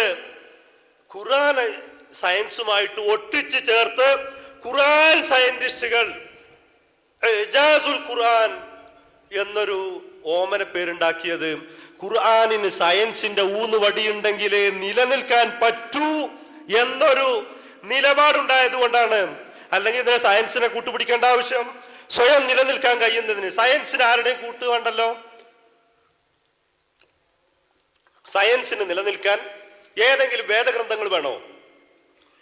വേദഗ്രന്ഥം നോക്കിയിട്ടാണ് ഒരു സയന്റിസ്റ്റ് കണ്ടെത്തുന്നത്. എന്നാൽ വേദക്കാർക്ക്, ഖുർആനിന്, മറ്റു വേദക്കാർക്ക് സയൻസിന്റെ പിൻബലം വേണം. ഞങ്ങൾക്ക് സയൻസ് ഒന്നും വേണ്ടാന്ന് പറഞ്ഞാലും ലാപ്ടോപ്പ് വേണം, മൊബൈൽ വേണം, ഇന്റർനെറ്റ് സൗകര്യങ്ങൾ വേണം, എല്ലാം വേണം. അതിൻ്റെ മാർഗങ്ങൾ വേണം. സയൻസ് എന്നൊരു അറിവിന്റെ മാർഗമായി സ്വീകരിച്ചാലും അതൊരു ഉൽപ്പന്നമായി സ്വീകരിച്ചാലും രണ്ടും നമുക്കെതിരാണ്. അതുകൊണ്ട് എനിക്ക് പറയാനുള്ളത്, ഖുർആൻ എന്നത് മനുഷ്യരുടെ ജീവിത പദ്ധതിയാണ്. സയൻസ് എന്ന് പറയുന്നത് ഈ ജീവിത പദ്ധതി ആണോ അല്ലേ എന്ന് പരിശോധിക്കുന്ന ഒരു സംവിധാനമാണ്. അതുകൊണ്ട് തന്നെ സയൻസിന് ആരെക്കുറിച്ചും അന്വേഷിക്കാനും പഠിക്കുവാനും സാധിക്കുന്ന ഒരു സംവിധാനം ഖുർആൻ അത് രണ്ടും ചേർന്ന് പോകുന്ന ഒന്നല്ല എന്ന് പറഞ്ഞുകൊണ്ട് എൻ്റെ വാക്കുകൾ നിർത്തുന്നു. നന്ദി, നമസ്കാരം. അസ്സലാമു അലൈക്കും വറഹ്മത്തുള്ളാഹി. ബിസ്മില്ലാഹിർ റഹ്മാനിർ റഹീം. അൽഹംദുലില്ലാഹി റബ്ബിൽ ആലമീൻ. വലാഖിബത്തു ലിൽ മുത്തഖീൻ ഫലാ ഉദ്വാന ഇല്ലാ അലൽ ളാലിമീൻ. വസല്ലല്ലാഹു വസല്ലമ അലാ ഖൈരി ഖൽഖിഹി വറസൂലിഹി മുഹമ്മദിൻ വആലിഹി വസഹ്ബിഹി അജ്മഈൻ വമൻ തബിഅഹും ബിഇഹ്സാനിൻ ഇലാ യൗമിദ്ദീൻ. أعوذ بالله من الشيطان الرجيم. بسم الله الرحمن الرحيم. أفغير دين الله يبغون وله أسلم من في السماوات والأرض طوعا وكرها وإليه يرجعون. رب اشرح لي صدري ويسر لي أمري واحلل عقدة من لساني يفقهوا قولي. ബഹുമാനനായ മോഡറേറ്റർ സഹോദരൻ മാറൂഫ്, എൻ്റെ സഹസംവാദകൻ അയ്യൂബ് മൗലവി, പ്രിയപ്പെട്ട സഹോദരങ്ങളെ, സഹപ്രവർത്തകരെ, സഹോദരിമാരെ, ഖുർആനും ശാസ്ത്രവും എന്ന വിഷയത്തിൽ ഇങ്ങനെ ഒരു സംവാദം സംഘടിപ്പിക്കുവാൻ മുൻകൈയെടുത്തതിൽ ഈ ജില്ലയിലെ യുക്തിവാദി പ്രവർത്തകരെ പ്രത്യേകം അഭിനന്ദിക്കുകയാണ്. സംവാദത്തെക്കുറിച്ച് പറഞ്ഞു വന്ന ഒരു വാചകം കാര്യങ്ങൾ അറിയാനും അറിയിക്കാനും കൂടുതൽ ആഴത്തിൽ മനസ്സിലാക്കുവാനുമൊക്കെയുള്ള ഒരു മാർഗമാണ് എന്നാണ്. അറിയാനും അറിയിക്കാനും കാര്യങ്ങൾ മനസ്സിലാക്കുവാനും നമുക്ക് ധാരാളം മാർഗങ്ങളുണ്ട്. പ്രഭാഷണങ്ങളും എഴുത്തുകളും നമ്മുടെ സോഷ്യൽ മീഡിയകളിലെ ഇടപെടലുമൊക്കെ അതിന് ധാരാളമാണ്. എന്നാൽ ഒരു സംവാദം എന്ന് പറയുന്നത് സ്വയം പിടിച്ചു നിൽക്കുവാനും എതിർകക്ഷിയെ പിടിച്ചു കെട്ടുവാനുമാവണം എന്നതാണ് എൻ്റെ കൺസെപ്റ്റ്. അതിന് നിങ്ങൾക്ക് സമ്മതമാകുമോ എന്നെനിക്കറിയില്ല. ഇവിടെ ശാസ്ത്രമെന്നത് പ്രകൃതി നിയമങ്ങളെ കണ്ടെത്തുവാനുള്ള അന്വേഷണമാണ് എന്നാണ് ഈ പറഞ്ഞു വച്ചതിൻ്റെ ആകത്തുക. ഖുർആൻ ആ പ്രകൃതി നിയമങ്ങൾ ആരുണ്ടാക്കി എന്നാണ് പറയുന്നത്. അവ രണ്ടും തമ്മിൽ ബന്ധപ്പെടുന്ന സുപ്രധാനമായ മേഖലയും അതുതന്നെയാണ്. ഒരു മൊട്ടുസൂചി പോലും സ്വന്തമായി ഉണ്ടാകും എന്ന് സമർത്ഥിക്കുവാൻ എന്തായിരുന്നാലും ഇവിടെ സാധ്യമല്ല. എന്നാൽ ഈ മഹാപ്രപഞ്ചം ഒട്ടനേകം നിയമങ്ങളും നിയന്ത്രണങ്ങളും പാലിച്ചുകൊണ്ട് നിലകൊള്ളുന്നത് അതങ്ങനെ സ്വമേധയാ സംഭവിച്ചതാണ് എന്ന് മതത്തിന് സമ്മതിക്കുവാൻ സാധ്യമല്ല. അതിനെ കണ്ടെത്തുവാനുള്ള ശ്രമമാണ് ശാസ്ത്രമെങ്കിൽ ആ ശാസ്ത്രവും ഖുർആനും തമ്മിൽ ഒരിക്കലും പൊരുത്തപ്പെടാതിരിക്കുന്നുമില്ല. എനിക്ക് പറയാനുള്ളത്, ഇവിടുത്തെ മുസ്ലിം സഹോദരങ്ങൾ വിശുദ്ധ ഖുർആനിനെ അവരുടെ അടിസ്ഥാന പ്രമാണമായി സ്വീകരിക്കുന്നു, പൂർണ്ണമായി അംഗീകരിക്കുകയും ചെയ്യുന്നു. എന്നാൽ തെളിയിക്കപ്പെട്ട 100% സത്യസന്ധമായി തെളിയിക്കപ്പെട്ട ശാസ്ത്രത്തെ ഖുർആൻ്റെ അനുയായികൾ ഒരിക്കലും തള്ളിക്കളയുന്നില്ലെന്ന് മാത്രമല്ല, അതിനെ പരമാവധി ഉപയോഗപ്പെടുത്തുന്നു. എന്നാൽ ഇവിടെ വിശുദ്ധ ഖുർആൻ അത് സ്വീകാര്യമല്ല എന്ന് പറയുന്ന യുക്തിവാദികൾ കാലങ്ങളേറെയായി അവരത് പറഞ്ഞുകൊണ്ടിരിക്കുന്നുണ്ട്. വിശുദ്ധ ഖുർആനിന് പകരമായി കുറ്റമറ്റ എന്തൊരു പ്രമാണമാണ് യുക്തിവാദികളുടെ കയ്യിലുള്ളത് എന്നറിയാൻ താല്പര്യമുണ്ട്. ഇത് ഞാൻ വെറുതെ പറയുന്നതല്ല. വിശുദ്ധ ഖുർആനിൽ ധാരാളം ശാസ്ത്രീയമായ അബദ്ധങ്ങളുണ്ട് എന്ന് പറയുകയും അതിൽ പല പല പ്രശ്നങ്ങളുണ്ട് എന്ന് വരുത്തി തീർക്കുകയും ചെയ്യുമ്പോൾ തന്നെ അബദ്ധങ്ങളില്ലാത്ത കുറ്റമറ്റ ഒന്ന് ചൂണ്ടിക്കാണിക്കാൻ സാധിക്കണം. അത് ശാസ്ത്രമാണ് എന്നാണ് പറയുന്നതെങ്കിൽ ആ ശാസ്ത്രം പോലും സ്ഥിരമായി എവിടെയും നിലനിൽക്കുന്നില്ല എന്നും അത് മാറിക്കൊണ്ടേയിരിക്കുകയാണ് എന്നും അത് ഇനിയും മാറിക്കൊണ്ടിരിക്കുകയും ചെയ്യുമെന്നാണ് ഇവിടെ പോലും സൂചിപ്പിക്കപ്പെട്ടിരിക്കുന്നത്. എന്നിരിക്കെ എങ്ങനെയാണ് ശാസ്ത്രത്തെ ഒരടിസ്ഥാന പ്രമാണമായി സ്വീകരിക്കുക? വിശുദ്ധ ഖുർആൻ മനുഷ്യൻ്റെ വ്യക്തി, കുടുംബം, സമൂഹം, സമ്പത്ത്, സ്വഭാവം, പെരുമാറ്റം, മര്യാദകൾ, കടമകൾ, കടപ്പാടുകൾ, ബാധ്യതകൾ, ആർദ്രത, വിനയം, കനിവ്, അങ്ങനെ ഒരുപാട് കാര്യങ്ങൾ മനുഷ്യ ജീവിതവുമായി ബന്ധപ്പെട്ട നിഖില മേഖലകളിലേക്കും വിശുദ്ധ ഖുർആൻ വെളിച്ചം വീശുന്നുണ്ട്.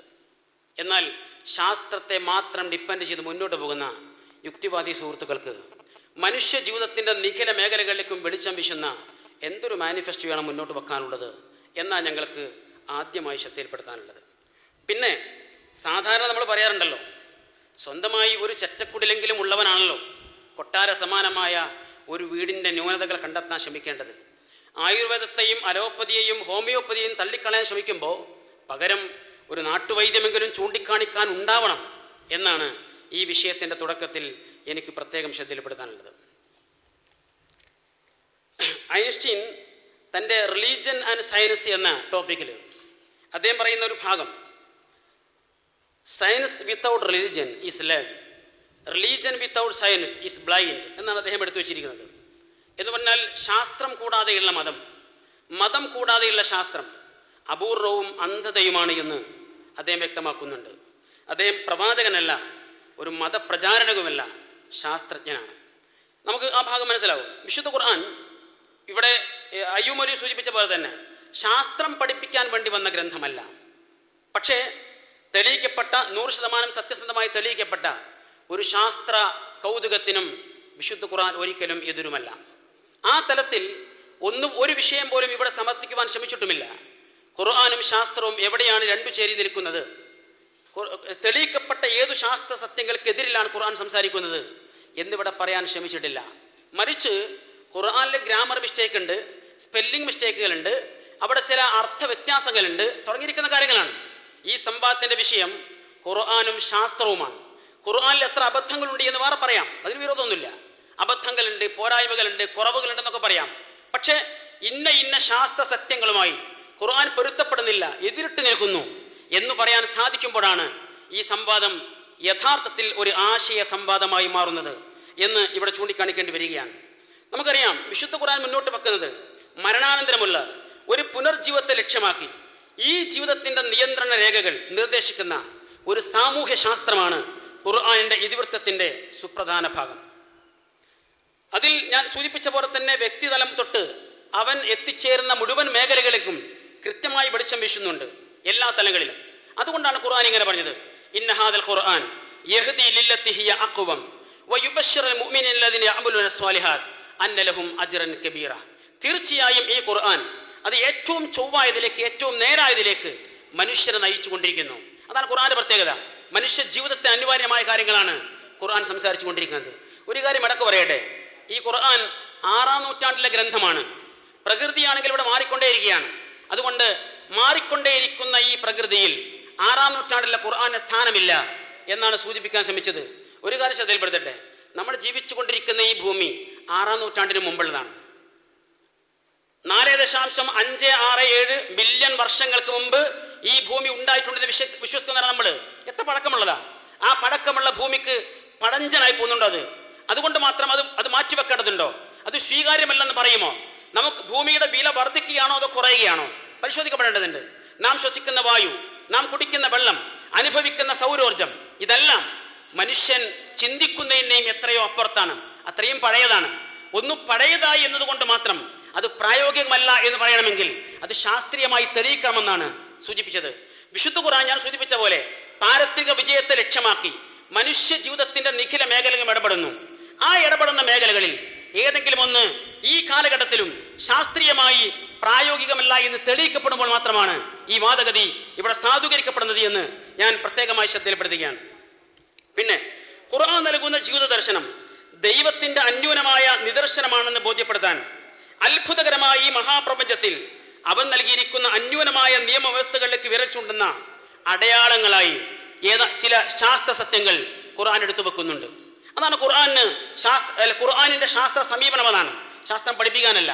പക്ഷെ ഖുർആനിൽ ശാസ്ത്രീയമായ ഒരുപാട് കാര്യങ്ങൾ പറയുന്നുണ്ട്. അത് ഖുർആനിന്റെ അപ്രമാദിത്വം ആളുകൾക്ക് ബോധ്യപ്പെടാൻ വേണ്ടി മാത്രം. അണു മുതൽ ആകാശഗോളങ്ങൾ വരെ നീണ്ടു നിൽക്കുന്ന ഈ പ്രാപഞ്ചിക പ്രതിഭാസങ്ങൾക്ക് പിന്നിൽ സൃഷ്ടാവും സംരക്ഷകനുമായ അജയ്യനായ ദൈവമാണെന്ന് വിശുദ്ധ ഖുർആൻ അതിന്റെ വെളിച്ചത്തിൽ മുസ്ലിം സമൂഹത്തിന് ബോധ്യപ്പെടും. അവരത് അംഗീകരിക്കുന്നുണ്ട്. എന്നാൽ യുക്തിവാദികൾ അങ്ങനെ ഒരു ശക്തിയും ഇല്ലെന്ന് കേവലം വിശ്വസിക്കുന്നു. എന്നാൽ ഒരു മുട്ടുസൂചി പോലും സ്വമേധയാ ഉണ്ടാകുമെന്ന് തെളിയിക്കുവാൻ അവർക്ക് സാധ്യവുമല്ല. ഞാനൊന്ന് സൂചിപ്പിച്ചത്, ഞാൻ ഇന്നലെ തിരുവനന്തപുരത്ത് പോയിരുന്നു. ഇങ്ങോട്ട് ഇന്ന് ഉച്ചയ്ക്ക് എത്തണം. എനിക്ക് ട്രെയിൻ കിട്ടിയില്ല, വിചാരിച്ച ട്രെയിൻ കിട്ടിയില്ല. അപ്പോൾ ഞാനിങ്ങനെ ബേജാറായി വിഷമിച്ചിങ്ങനെ നിൽക്കുക. അപ്പോൾ പെട്ടെന്ന് ഒരു 4 ടയർ ഇങ്ങനെ ഉരുണ്ട് വന്നു. അതിൻ്റെ മുകളിൽ എവിടെന്നോ വന്നൊരു ചേസ് ഇങ്ങനെ കയറിയിരുന്നു. പിന്നെ കണ്ടു എൻജിനും മറ്റു കാര്യങ്ങളൊക്കെ. ഏതാനും മിനിറ്റുകൾ കൊണ്ട് നല്ലൊരു കാറായി മാറി. ഞാൻ ആ കാറിൻ്റെ അത്ഭുതം കണ്ട് കയറിയിരുന്നു. അത് സ്വയം സ്റ്റാർട്ടായി. അവിടുന്ന് പുറപ്പെട്ട് എല്ലാ ട്രാഫിക് നിയമങ്ങളും പാലിച്ചുകൊണ്ട് അതെന്നെയും കൊണ്ട് കോഴിക്കോട്ടെത്തി. ഇവിടെ ഞാൻ ആ കാറിലാണ് വന്നത്. ആ കാർ അങ്ങനെ തിരിച്ചുപോയി എന്ന് ഞാൻ പറഞ്ഞാൽ എന്നെ ഈ പണിക്ക് പറ്റൂലെന്നാ ബുദ്ധിയുള്ള ആൾക്കാർ ഇവിടുന്ന് പറയാം. എന്നാൽ ഒരു കാറ് പോലും സ്വന്തമായി ഉണ്ടാകുമെന്ന് സമ്മതിക്കാൻ കഴിയാത്ത, സ്വയം സഞ്ചരിക്കുമെന്ന് സമ്മതിക്കാൻ കഴിയാത്ത, ഒരു റിമോട്ട് കൺട്രോളെങ്കിലും ഇല്ലാതെ ഒരു കാറിന് അങ്ങനെ മുന്നോട്ട് പോകാൻ കഴിയുമെന്ന് സമ്മതിക്കാൻ കഴിയാത്ത നമ്മൾ എങ്ങനെയാണ് ഈ മഹാപ്രപഞ്ചത്തിലെ ദൃശ്യവിസ്മയങ്ങളെ, അതിൻ്റെ പിന്നിലുള്ള ശക്തിയെ എങ്ങനെ നിരാകരിക്കും, എങ്ങനെ നിഷേധിക്കും? നമുക്കറിയാമല്ലോ, നമ്മുടെ ശാസ്ത്രജ്ഞന്മാർ കോടിക്കണക്കിന് ഡോളറുകൾ ചെലവഴിച്ച് നൂറുകണക്കിന് ആയിരക്കണക്കിന് ശാസ്ത്രജ്ഞന്മാരുടെ മുഴുവൻ എഫേർട്ടും വിനിയോഗിച്ചിട്ടാണ് ഒരു ഉപഗ്രഹം വിക്ഷേപിക്കുന്നത്. അതിൻ്റെ ആയുസ് എത്രയാണ്? 1 സെക്കൻഡ്, 1 മിനിറ്റ്, 1 മണിക്കൂർ, 1 ദിവസം, ഒരാഴ്ച, 1 മാസം, ചിലപ്പോൾ 1, 2 അല്ലെങ്കിൽ ഏതാനും വർഷങ്ങൾ. അങ്ങനെ ഏതാനും വർഷങ്ങളോളം ഭൂമിക്ക് ചുറ്റിലുമോ മറ്റേതെങ്കിലും ഗ്രഹങ്ങൾക്ക് ചുറ്റിലോ ഇങ്ങനെ കറങ്ങിത്തിരിയുവാൻ വേണ്ടി ഒരു ഗോളം, ഒരു ഉപഗ്രഹം അതുപോലും സ്വയം ഉണ്ടാവില്ല നമ്മൾ വിശ്വസിക്കുന്നു. ഉണ്ടാക്കണം, പണിയെടുക്കണം, പണം ചെലവഴിക്കണം, സമയവും അധ്വാനം വിനിയോഗിക്കണം, അതും ശാസ്ത്രജ്ഞന്മാർ. എന്നാൽ ഈ ഭൂമി എന്ന സൂര്യന്റെ ഗ്രഹമുണ്ടല്ലോ, സൂര്യന്റെ കീഴിലുള്ള അല്ലെങ്കിൽ അതിന് ചുറ്റുമുള്ള സൗരയൂഥം, അതിലെ 9 ഗ്രഹങ്ങളും അവയെ ചുറ്റിക്കൊണ്ടിരിക്കുന്ന മറ്റു ഉപഗ്രഹങ്ങളും, ഇതെല്ലാം വെറുതെ, ആരുമില്ലാതെ, പിന്നിലൊരു ശക്തിയുമില്ലാതെ അതിങ്ങനെ സംഭവിച്ചു പോയതാണ് എന്ന് സമ്മതിക്കുമ്പോഴേ യുക്തിവാദമാകൂ എങ്കിൽ അത് അംഗീകരിക്കാൻ ബുദ്ധിമുട്ടുണ്ട്. അതിൻ്റെ പിന്നിൽ ശക്തനായ അജയ്യനായ ദൈവമെന്ന ശക്തിയുണ്ട് എന്ന് ഖുർആൻ സമർത്ഥിക്കുന്നു. അതിനുവേണ്ടിയാണ് വിശുദ്ധ ഖുർആൻ അങ്ങനെയുള്ള വിഷയങ്ങളിലേക്ക് വിരൽ ചൂണ്ടിയത്. ഞാൻ വീണ്ടും പറയുന്നു, ശാസ്ത്രം പഠിപ്പിക്കാനല്ല. വിശുദ്ധ ഖുർആനിൽ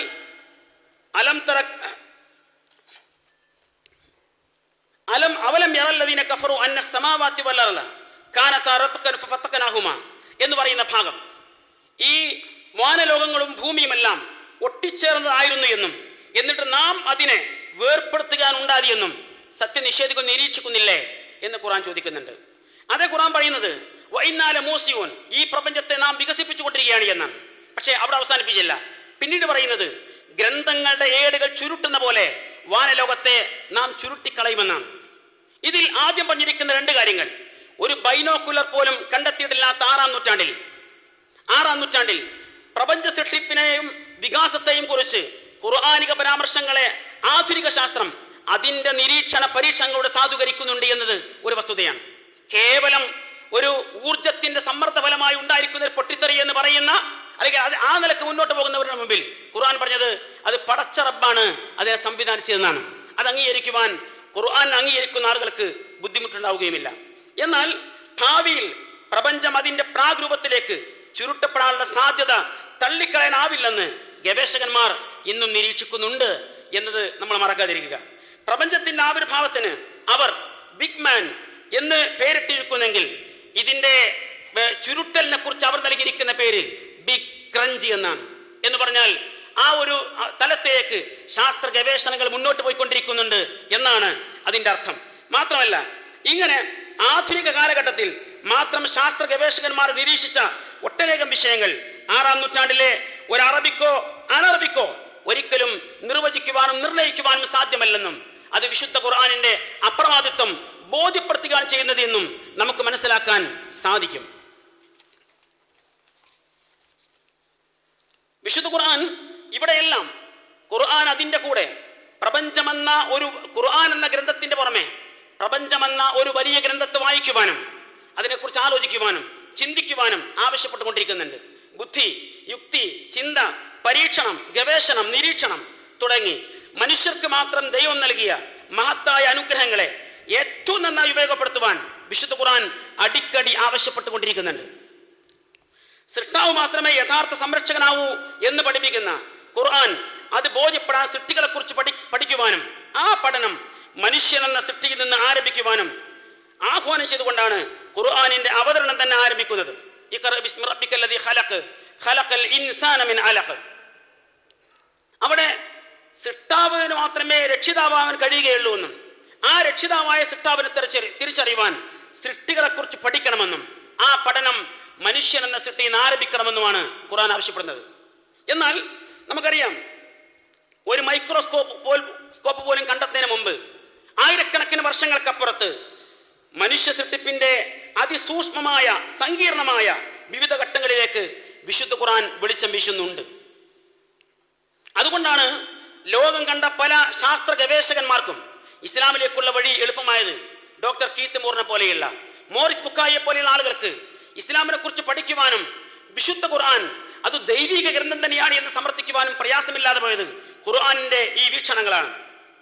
മാത്രമല്ല, ഹിസ്റ്ററി ഓഫ് ഹ്യൂമൻ എംബ്രയോളജി പരിശോധിച്ചാൽ മൈക്രോസ്കോപ്പ് കണ്ടെത്തിയ ശേഷം പോലും പിന്നെയും ഒരുപാട് കാലം ഗവേഷകന്മാർ വെട്ടിയും തിരുത്തിയും കൂട്ടിച്ചേർത്തും അങ്ങനെയാണ് ഈ പഠനങ്ങൾ മുന്നോട്ട് കൊണ്ടുപോയത്.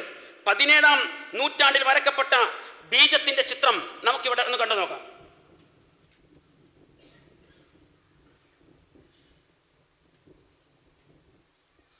ഇത് 17-ാം നൂറ്റാണ്ടിൽ വരക്കപ്പെട്ട ബീജത്തിന്റെ ചിത്രമാണ്. അന്നത്തെ ശാസ്ത്ര ഗവേഷണത്തിന്റെ ആകത്തുക അല്ലെങ്കിൽ അവരുടെ ധാരണ പുരുഷ ബീജം നേരിട്ട് ഒരു മനുഷ്യ കുഞ്ഞായി വളരുകയാണ് എന്നാണ്. സ്ത്രീക്ക് അതിനുള്ള പങ്ക് അവളുടെ ഗർഭമാത്രം നൽകുക മാത്രമാണ്. ഇത് അവർക്ക് അത്രയാണ് അന്ന് പഠിക്കാൻ പറ്റിയത്, അവിടെ എത്തിയുള്ളൂ എന്നുള്ളതാണ്. പക്ഷെ യഥാർത്ഥത്തിൽ ബീജത്തിന്റെ രൂപം എന്താ? ആ ബീജത്തിനകത്ത് തന്നെ ഒരു കുഞ്ഞിന്റെ രൂപം കാണാൻ പറ്റും. ആ കുഞ്ഞിങ്ങനെ ഗർഭപാത്രത്തിൽ അങ്ങനെ അങ്ങോട്ട് വളരുന്നു എന്നാണ് അന്നത്തെ ശാസ്ത്ര ഗവേഷണ നിരീക്ഷണം എന്ന് പറയുന്നത്. പക്ഷെ എന്താണ് ബീജം? ഇന്ന് മൈക്രോസ്കോപ്പിക് ക്യാമറ കൊണ്ട് നമുക്ക് കിട്ടാവുന്ന ബീജത്തിന്റെ ചിത്രമാണത്. ഇവിടെ നിന്ന് നമ്മൾ പോകുന്നത് ബീജവും അണ്ടവും ചേർന്നിരിക്കുന്ന സൈഗോട്ടിലേക്കാണ്. വിശുദ്ധ ഖുർആൻ 14 നൂറ്റാണ്ടുകൾക്കപ്പുറത്താണ് ഇന്നാ ഖലഖനൽ ഇൻസാന മിൻ നുത്ഫത്തിൻ അംശാജിൻ, സങ്കലിത ബീജത്തിൽ നിന്നാണ് മനുഷ്യനെ നാം സൃഷ്ടിച്ചിരിക്കുന്നത് എന്ന് പറയുന്നത്. ഒരൊറ്റ ബീജം അങ്ങനെ തന്നെ വളർന്നു വലുതായി അതൊരു കുഞ്ഞായി മാറുകയാണ് എന്നതിൽ നിന്ന് സങ്കലിത ബീജമാണ് മനുഷ്യ സൃഷ്ടിപ്പിന്റെ പ്രഥമഘട്ടമെന്ന് കൃത്യമായി പഠിപ്പിച്ച ഖുർആനിക അധ്യാപനം അത് ഖുർആൻ അല്ലാഹുവിന്റെ വഹി തന്നെയാകുന്നു എന്ന് ബോധ്യപ്പെടുവാനുള്ള ഏറ്റവും നല്ല അടയാളമായി നമുക്ക് ഉപയോഗപ്പെടുത്തുവാൻ കഴിയും. ഒരു കാര്യം പറയാം, ഈ 17-ാം നൂറ്റാണ്ടിലെ ഈ ചിത്രമൊക്കെ വരയ്ക്കുന്ന കാലത്ത് അയ്യൂബ് മൗലവിയെ പോലെയുള്ള ഒരു യുക്തിവാദി അന്ന് ജീവിച്ചിരിപ്പുണ്ടായിരുന്നെങ്കിൽ അദ്ദേഹം ഒരു പക്ഷേ പറഞ്ഞേക്കും ഖുർആനിലെ ഈ പരാമർശം തെളിയിക്കപ്പെട്ട ശാസ്ത്ര സത്യങ്ങൾക്ക് തീർത്തും എതിരാണ് എന്ന്. പക്ഷേ അദ്ദേഹം അന്ന് ജീവിക്കാതിരുന്നത് അവർക്ക് നന്നായി. ഇനി ഖുർആൻ ഇതിന്റെ വിവിധങ്ങളായ തലങ്ങളിലേക്ക് പോകുന്നുണ്ട്. ഇവിടെ വിവിധ ഘട്ടങ്ങൾ. ഈ ബീജത്തെ ഭ്രൂണമാക്കി മാറ്റി, ഭ്രൂണത്തെ മാംസപിണ്ഡമാക്കി മാറ്റി, മാംസപിണ്ഡത്തെ എല്ലുകളാക്കി മാറ്റി, എല്ലുകളെ വീണ്ടും മാംസം കൊണ്ട് പൊതിഞ്ഞു, എന്നിട്ട് അതിനൊരു പുതിയ സൃഷ്ടിയായി കൊണ്ടുവന്നു എന്നാണ് ഖുർആൻ എടുത്ത് പറഞ്ഞത്. ഇത് ആധുനിക ശാസ്ത്രം സമ്മതിക്കുന്ന സത്യമാണ്.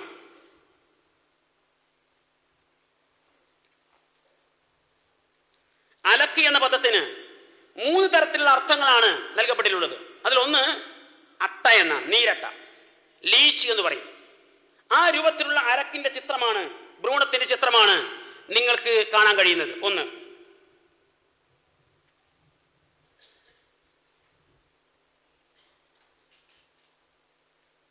മറ്റൊരർത്ഥം സസ്പെൻഡഡ് തിങ് എന്നാണ്, എന്ന് പറഞ്ഞാൽ തൂങ്ങിക്കിടക്കുന്ന സംഗതി. അലക്ക് എന്ന ഭ്രൂണം ഗർഭാശയത്തിനകത്ത് തൂങ്ങിക്കിടക്കുന്ന ചിത്രമാണ് നമ്മൾ കാണുന്നത്.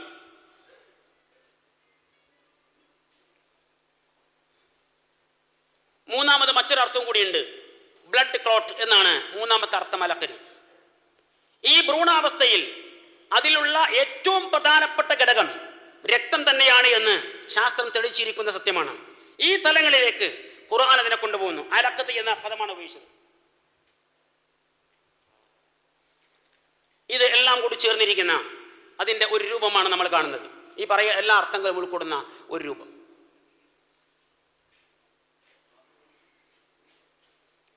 എന്നാൽ രണ്ടാമത് പറഞ്ഞത് ഈ അലക്കത്തിൽ നിന്ന് മുതകത്തായി മാറുന്നതാണ് എന്ന് പറഞ്ഞാൽ മാംസപിണ്ഡമായി. മുതകത്ത് എന്ന പദത്തിന് നമുക്ക് വേണമെങ്കിൽ ഈ ചവച്ച ചുയിങ്ങം എന്ന് പറയാം. അതേ തലത്തിൽ തന്നെയാണ് അതിൽ നമുക്ക് ആ ചിത്രത്തെ കാണാൻ കഴിയുന്നത്.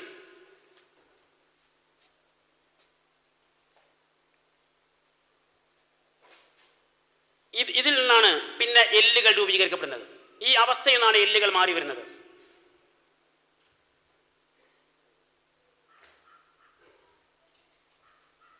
അപ്പോൾ ഇത്രയും ഞാൻ സൂചിപ്പിച്ചത് നമ്മുടെ സൃഷ്ടിപ്പിന്റെ അതിപ്രധാനമായിരിക്കുന്ന ഒരു ഘട്ടത്തെക്കുറിച്ചാണ് ഞാൻ എടുത്തു പറഞ്ഞത്. ഇത് ഖുർആൻ ഒരു മൈക്രോസ്കോപ്പ് പോലും സ്വന്തമില്ലാത്തൊരു കാലത്ത്, അവിടേക്ക് പോലും ശാസ്ത്രം എത്തിയിട്ടില്ലാത്ത കാലത്ത് കേവലം ഒരു അനറബിക്ക് പറഞ്ഞൊപ്പിക്കുവാൻ സാധിക്കുന്ന വിഷയമാണ് എന്ന് ബുദ്ധിയുള്ളവർക്ക് പറയാൻ കഴിയുമെന്ന് തോന്നുന്നില്ല. അല്ലാത്തവർക്ക് പിന്നെ എന്തുമാകാമല്ലോ. അതാണ് ആ വിഷയത്തിൽ എനിക്ക് സൂചിപ്പിക്കേണ്ടത്. എന്നാൽ കുറച്ചുകൂടി മുന്നോട്ട് പോകുമ്പോൾ നമുക്ക് ഈ സൃഷ്ടിപ്പിനെ കുറിച്ച് ഇങ്ങനെ പറഞ്ഞു വരുന്നിടത്ത് മനുഷ്യന്റെ ലിംഗനിർണയത്തെക്കുറിച്ച് പറയുന്നുണ്ട്. ലിംഗനിർണയത്തെക്കുറിച്ചുള്ള പഴയ കൺസെപ്റ്റ് എന്താ? ഒരുപാട് കൺസെപ്റ്റുകളുണ്ട് അതിൽ. പക്ഷേ ലിംഗനിർണയത്തിൽ പുരുഷന്റെയും സ്ത്രീയുടെയും ബീജത്തിലുള്ള ക്രോമസോമുകളാണ് പങ്കുവയ്ക്കുന്നത് എന്നത് ശാസ്ത്രത്തിന്റെ പുതിയ കാലഘട്ടത്തിലെ നിരീക്ഷണമാണ്. എന്ന് പറഞ്ഞാൽ പുരുഷന്റെ ബീജത്തിലെ ക്രോമസോമുകൾ എക്സും വൈയുമാണ്, സ്ത്രീയുടേതോ എക്സ് മാത്രം. ഈ സ്ത്രീയുടെ എക്സ് ക്രോമസോത്തോട് പുരുഷന്റെ എക്സ് ആണോ വൈ ആണോ ചേരുന്നത്, അതിനനുസരിച്ച് ആണോ പെണ്ണോ നിശ്ചയിക്കപ്പെടുന്നു എന്നതാണ് നമ്മുടെ ഈ കാലത്തുള്ള തിരിച്ചറിവ്. വിശുദ്ധ ഖുർആൻ ഈ കാര്യം എടുത്ത് പറയുന്നുണ്ട്. അയഹ്സബുൽ ഇൻസാൻ അയ്യുത്രക സുദ അലം യകുൻ നുത്ഫതൻ മിൻ മനിയ്യിൻ യുംന സുമ്മ കാന അലകതൻ ഫഖലക ഫസവ്വ ഫജഅല മിൻഹു സൗജൈനി ദകറ വൽ ഉൻസ. വളരെ വ്യക്തമായ ഖുർആൻ പറഞ്ഞത് പുരുഷ ബീജത്തെ എടുത്തു പറയുകയും ആ ബീജത്തിന്റെ പ്രത്യേകത പറയുകയും അത് മാറി വരുന്ന സാഹചര്യങ്ങൾ പറയുകയും അതിൽ നിന്ന് ആൺ പെൺ എന്നീ രണ്ട് ഇണകളെ സൃഷ്ടിക്കുകയും ചെയ്തു എന്ന് പറയുന്ന ഖുർആൻ അതൊന്നുകൂടി വ്യക്തമാക്കി.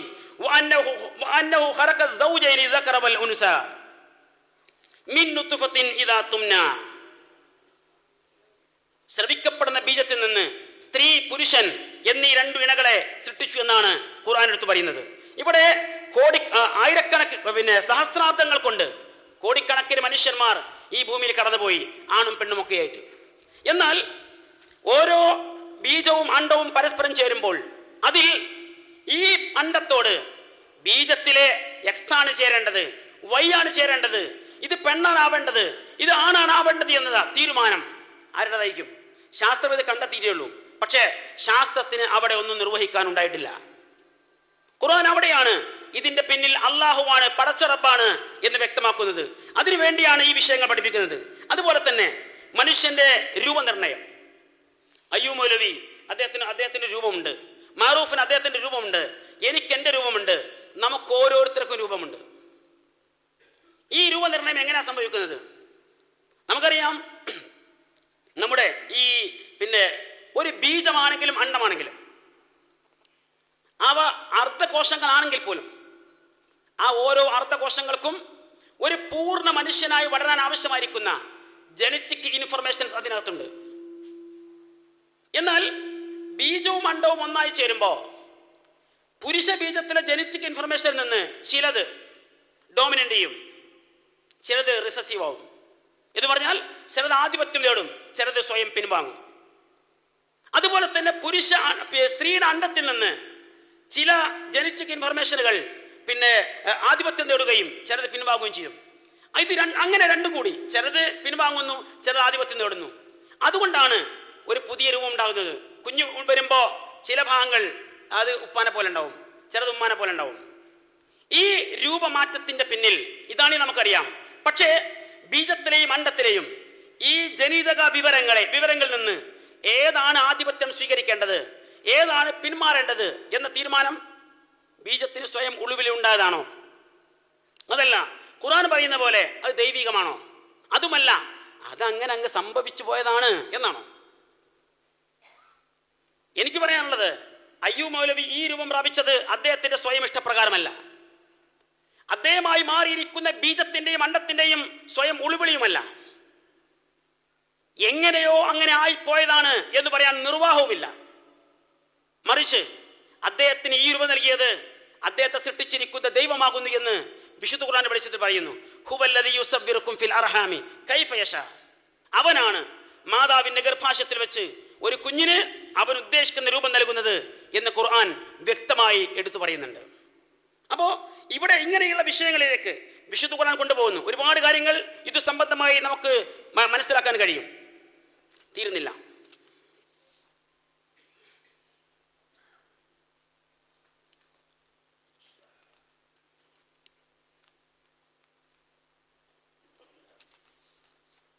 അപ്പൊ നമുക്കറിയാം, മനുഷ്യ ശരീരത്തിലെ പ്രത്യുൽപാദന കോശങ്ങൾ ഒഴികെ മറ്റു മുഴുവൻ കോശങ്ങളും പൂർണ്ണകോശങ്ങളാണ്. എന്ന് പറഞ്ഞാൽ എല്ലാത്തിലും 46 വീതം ക്രോമസോമുകൾ ഉണ്ടാവും. എന്നാൽ പ്രത്യുൽപാദന കോശങ്ങളിൽ 23 ക്രോമസോമുകൾ മാത്രമേ ഉള്ളൂ, ബീജത്തിലും അണ്ടത്തിലും. യാദൃശികമാണ് എന്ന് വേണമെങ്കിൽ നിങ്ങൾക്ക് പറയാം. വിശുദ്ധ ഖുർആൻ സ്ത്രീ, പുരുഷന് സ്ത്രീ എന്ന അർത്ഥത്തിന് വേണ്ടി ഉപയോഗിച്ചിരിക്കുന്ന, അതിനുവേണ്ടി മാത്രം ഉപയോഗിച്ചിരിക്കുന്ന സക്കർ, ഉൻസ എന്നീ പദങ്ങൾ 23 തവണയാണ് ആവർത്തിച്ചു വന്നത്. അതിന് വേണമെങ്കിൽ നിങ്ങൾക്ക് യാദൃശികത എന്ന് പറയാം. പക്ഷേ നമ്മുടെ വിഷയം അതല്ല. ഇങ്ങനെ ഈ ബീജവും അണ്ടവും ചേർന്നുണ്ടാകുന്ന പുതിയ കോശം, അതിനും സ്വാഭാവികമായി 46 ക്രോമസോമുകളുണ്ടാവും. ഇത് പുതിയ പൂർണ്ണകോശമാണ്. ഇത് വിഘടിച്ച് 2, 4, 8, 16, 32 അങ്ങനെ പോകുന്നു. എൻ്റെ കയ്യിലുള്ളത് ഈ പുസ്തകം നമ്മുടെ രവിചന്ദ്രൻ സാറുടെ ഒരു വിവർത്തനമാണ്. ഈ പുസ്തകത്തിൽ ഈ വിഷയം കൃത്യമായി പറയുന്നുണ്ട്. എനിക്ക് വായിച്ചു കൽപ്പിക്കാൻ ഇവിടെ സമയക്കുറവുണ്ട്, അതുകൊണ്ടാണ്. അപ്പോൾ പിന്നെ ഇങ്ങനെ കോശങ്ങൾ ഇങ്ങനെ 2, 4, 8, 16, 32, 64, 128 അങ്ങനെ പോവാണ്. അങ്ങനെ പോയിട്ട് ഒരു 8-9 മാസമാകുമ്പോഴേക്ക് ഏകദേശം 2000 കോടി കോശങ്ങളായി മാറുന്നു. ജീവൻ വേണം. പിന്നെന്ത് വേണം? നല്ല ലോകത്ത് ജീവിക്കണമെങ്കിൽ മനസ്സ് വേണം, പിന്നെ ബുദ്ധിയും വേണം. ഈ മൂന്ന് കാര്യങ്ങൾ എന്താണ് എന്ന്, എങ്ങനെയാണ് എന്ന്, അതിൻ്റെ അവസ്ഥ എന്താണ് എന്ന് കൃത്യമായി വ്യക്തമായി ഇന്നും ശാസ്ത്രലോകത്തിന് ഒരു പിടിപാടില്ല. ജീവൻ എന്താണ്, അതെങ്ങനെയാണ്, അത് എവിടെ നിന്ന് പറന്നിറങ്ങുന്നു, മരിക്കുമ്പോൾ അതെങ്ങോട്ട് കടന്നു പോകുന്നു, ശാസ്ത്രലോകത്തിന് എന്താ പറയാനുള്ളത്? അതുപോലെ മനുഷ്യന്റെ ബുദ്ധി, അയ്യൂബ് മൗലവിക്ക് ബുദ്ധിയുണ്ട് എന്ന വിശ്വാസമാണ് ഞാൻ എടുക്കുന്നത്. പക്ഷെ അതൊരു വിശ്വാസമാണ്. തെളിയിക്കാനെന്ന മാർഗം.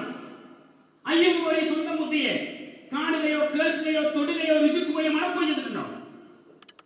എന്നിരിക്കെ അതൊരു വിശ്വാസമാണ്. വിശ്വാസം സ്വീകാര്യമല്ലെങ്കിൽ അയ്യൂബ് മൗലവിക്ക് ബുദ്ധിയുണ്ട് എന്ന എന്റെ വിശ്വാസത്തെ ഞാൻ തിരുത്തേണ്ടി വരും. അത് അദ്ദേഹത്തിന് അന്വയിച്ചിരിക്കുന്ന ഒരു ആരോപണമാണെന്ന് പറയേണ്ടി വരും. മനസ്സ് അത് എന്താണ്, എവിടെയാണ് എന്ന് കൃത്യമായി മനഃശാസ്ത്ര വിശാരദന്മാർ വരെ ഇന്ന് വരെ ചൂണ്ടിക്കാണിച്ചിട്ടില്ല, ഇന്ന് വരെ ശ്രദ്ധയിൽപ്പെടുത്തിയിട്ടില്ല. എന്നിട്ട് പോലും മനസ്സ് എന്ന സംഗതി നാം നിഷേധിക്കുന്നില്ല. ഈ മനസ്സും ഈ ബുദ്ധിയും ഒക്കെ എന്താണ്, എങ്ങനെയാണ് എന്ന് കൃത്യമായി ഇന്നും വ്യവച്ഛേദിച്ച് പഠിച്ചുൾക്കൊള്ളുവാൻ സാധിച്ചിട്ടില്ലാത്ത നമ്മളാ പറയുന്നത് ഖുർആനുമായി ബന്ധപ്പെട്ട് നടത്തിയിരിക്കുന്ന ചില പരാമർശങ്ങൾ അതെവിടെയാണ്? അത് തലയിലാണോ, അത് ഹൃദയത്തിലാണോ, അത് കണ്ണിലാണോ, കാതിലാണോ തുടങ്ങിയിരിക്കുന്ന വിഷയങ്ങൾ വെച്ചുകൊണ്ട് ഖുർആനെ വിമർശിക്കാൻ ശ്രമിക്കുന്നത്. ഒരു ചെറിയ വാദം വെക്കട്ടെ. പഠിക്കാത്ത കുട്ടികളോട് അധ്യാപകർ പറയാറുണ്ട്, എന്താണ് നിന്റെ തലയിൽ കളിമണ്ണാണോ? അതേ അധ്യാപകൻ ആ കുട്ടികളോട് മനഃപ്പാടമാക്കാൻ പറയില്ല. അങ്ങനെ ബൈ ഹാർട്ട്, ഹൃദിസ്ഥമാക്കുക. ബൈബിളിലല്ല, ഖുർആന്റെ പരാമർശങ്ങളെ അപ്പടി നിരാകരിക്കുന്നതിന് പകരം അവനവൻ ഉപയോഗപ്പെടുത്തിക്കൊണ്ടിരിക്കുന്ന പദാവലികളെ കുറിച്ചെങ്കിലും ഒരാലോചന ഉണ്ടായാൽ ഇത് മനസ്സിലാകും. അതുകൊണ്ട് പഞ്ചേന്ദ്രിയക്കപ്പുറത്തുള്ള ഒരു വിജ്ഞാനത്തിന് വഹയിന്റെ അപ്രമാദിത്വത്തിനാണ് വിശുദ്ധ ഖുർആൻ മുൻഗണന കൊടുത്തത്. ആ ഖുർആൻ തെളിയിക്കപ്പെട്ട ഒരു ശാസ്ത്ര സത്യങ്ങൾക്കും എതിരാണ് എന്ന് ഇന്നുവരെയും സമർത്ഥിക്കുവാൻ ഇവിടെ പോലും സാധിച്ചിട്ടില്ല എന്നതാണ് വസ്തുതകൾ. അത് മുമ്പിൽ വെച്ചുകൊണ്ടാണ് ഞാൻ ഈ വിഷയം ഇവിടെ പൂർത്തീകരിച്ചു പോകുന്നത്.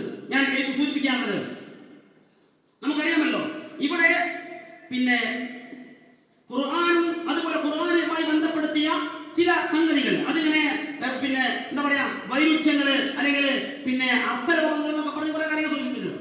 ഞാൻ എടുത്തു പറയുന്നു.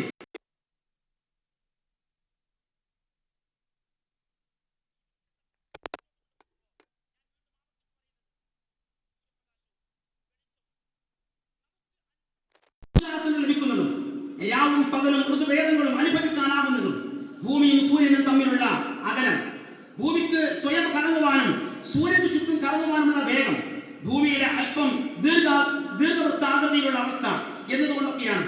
എന്നാൽ ഇത്രയും സങ്കീർണമായ കാര്യങ്ങൾക്ക് പിന്നിൽ ഒരു ശക്തിയും ഇല്ലെന്ന് പറയുന്നതിലെ യുക്തി എന്താണ്? അത്ഭുതകരമായിരിക്കുന്ന കരവിലോടെ കൂടുതൽ വയ്ക്കുവാൻ സാധിക്കുന്ന തേനീച്ചക്ക് ഒരു നിർദ്ദേശവും എവിടെ നിന്നും കിട്ടുന്നില്ല എന്ന് പറയുന്നതിന്റെ യുക്തിയും നമുക്ക് മനസ്സിലാവേണ്ടതുണ്ട്. ഇതിന് ഇങ്ങനെയുള്ള കുറെ കാര്യങ്ങൾ ശ്രദ്ധയിലൊക്കെയാണ്. ഒറ്റ കാര്യം കൂടി ഞാൻ പറഞ്ഞുകൊണ്ട് അവസാനിപ്പിക്കുന്നു. മനുഷ്യ ശരീരത്തിൽ മനുഷ്യർക്ക് ഇവിടെ ശാസ്ത്രീയമായി തെളിയിക്കപ്പെട്ട ഒരുപാട് കാര്യങ്ങളുണ്ടല്ലോ. ആ തെളിവിന്റെ അടിസ്ഥാനത്തിൽ സൂചിപ്പിക്കട്ടെ. ഒരു മനുഷ്യന് അവന്റെ ലൈംഗിക വികാരശമനത്തിന് അമ്മയുണ്ട്, മകളുണ്ട്, സഹോദരിയുണ്ട്, ഇണയുണ്ട്, അന്യ സ്ത്രീയുണ്ട്. ഇത് ആരെ സമീപിക്കുന്നതിലും ശാസ്ത്രത്തിന്റെ വെളിച്ചത്തിൽ അവ തമ്മിലുള്ള വ്യത്യാസത്തെ, വൈരുദ്ധ്യത്തെ ചൂണ്ടിക്കാണിക്കാൻ ശാസ്ത്രത്തെ മാത്രം പ്രമാണമായി സ്വീകരിക്കുന്ന യുക്തിവാദികൾക്ക് സാധിക്കുമെങ്കിൽ ലൈംഗിക സദാചാരം എന്ന വിഷയത്തിൽ മതമെന്ന് പറയുന്നു എന്ന് കൃത്യമായി ബോധ്യപ്പെടുത്തുവാൻ ഞങ്ങൾക്കും സാധിക്കും. ഇതാണ് ഖുർആൻ മുന്നോട്ട് വെക്കാനുള്ള വിഷയം. അഥവാ ഈ പ്രാപഞ്ചിക പ്രതിഭാസങ്ങൾ മുഴുവനും സ്വീകരിക്കുന്ന മാർഗദർശനം മനുഷ്യനും സ്വീകരിക്കണം എന്ന് ഖുർആൻ ആവശ്യപ്പെട്ടു. അവസാനിപ്പിക്കുന്നു. നന്ദി.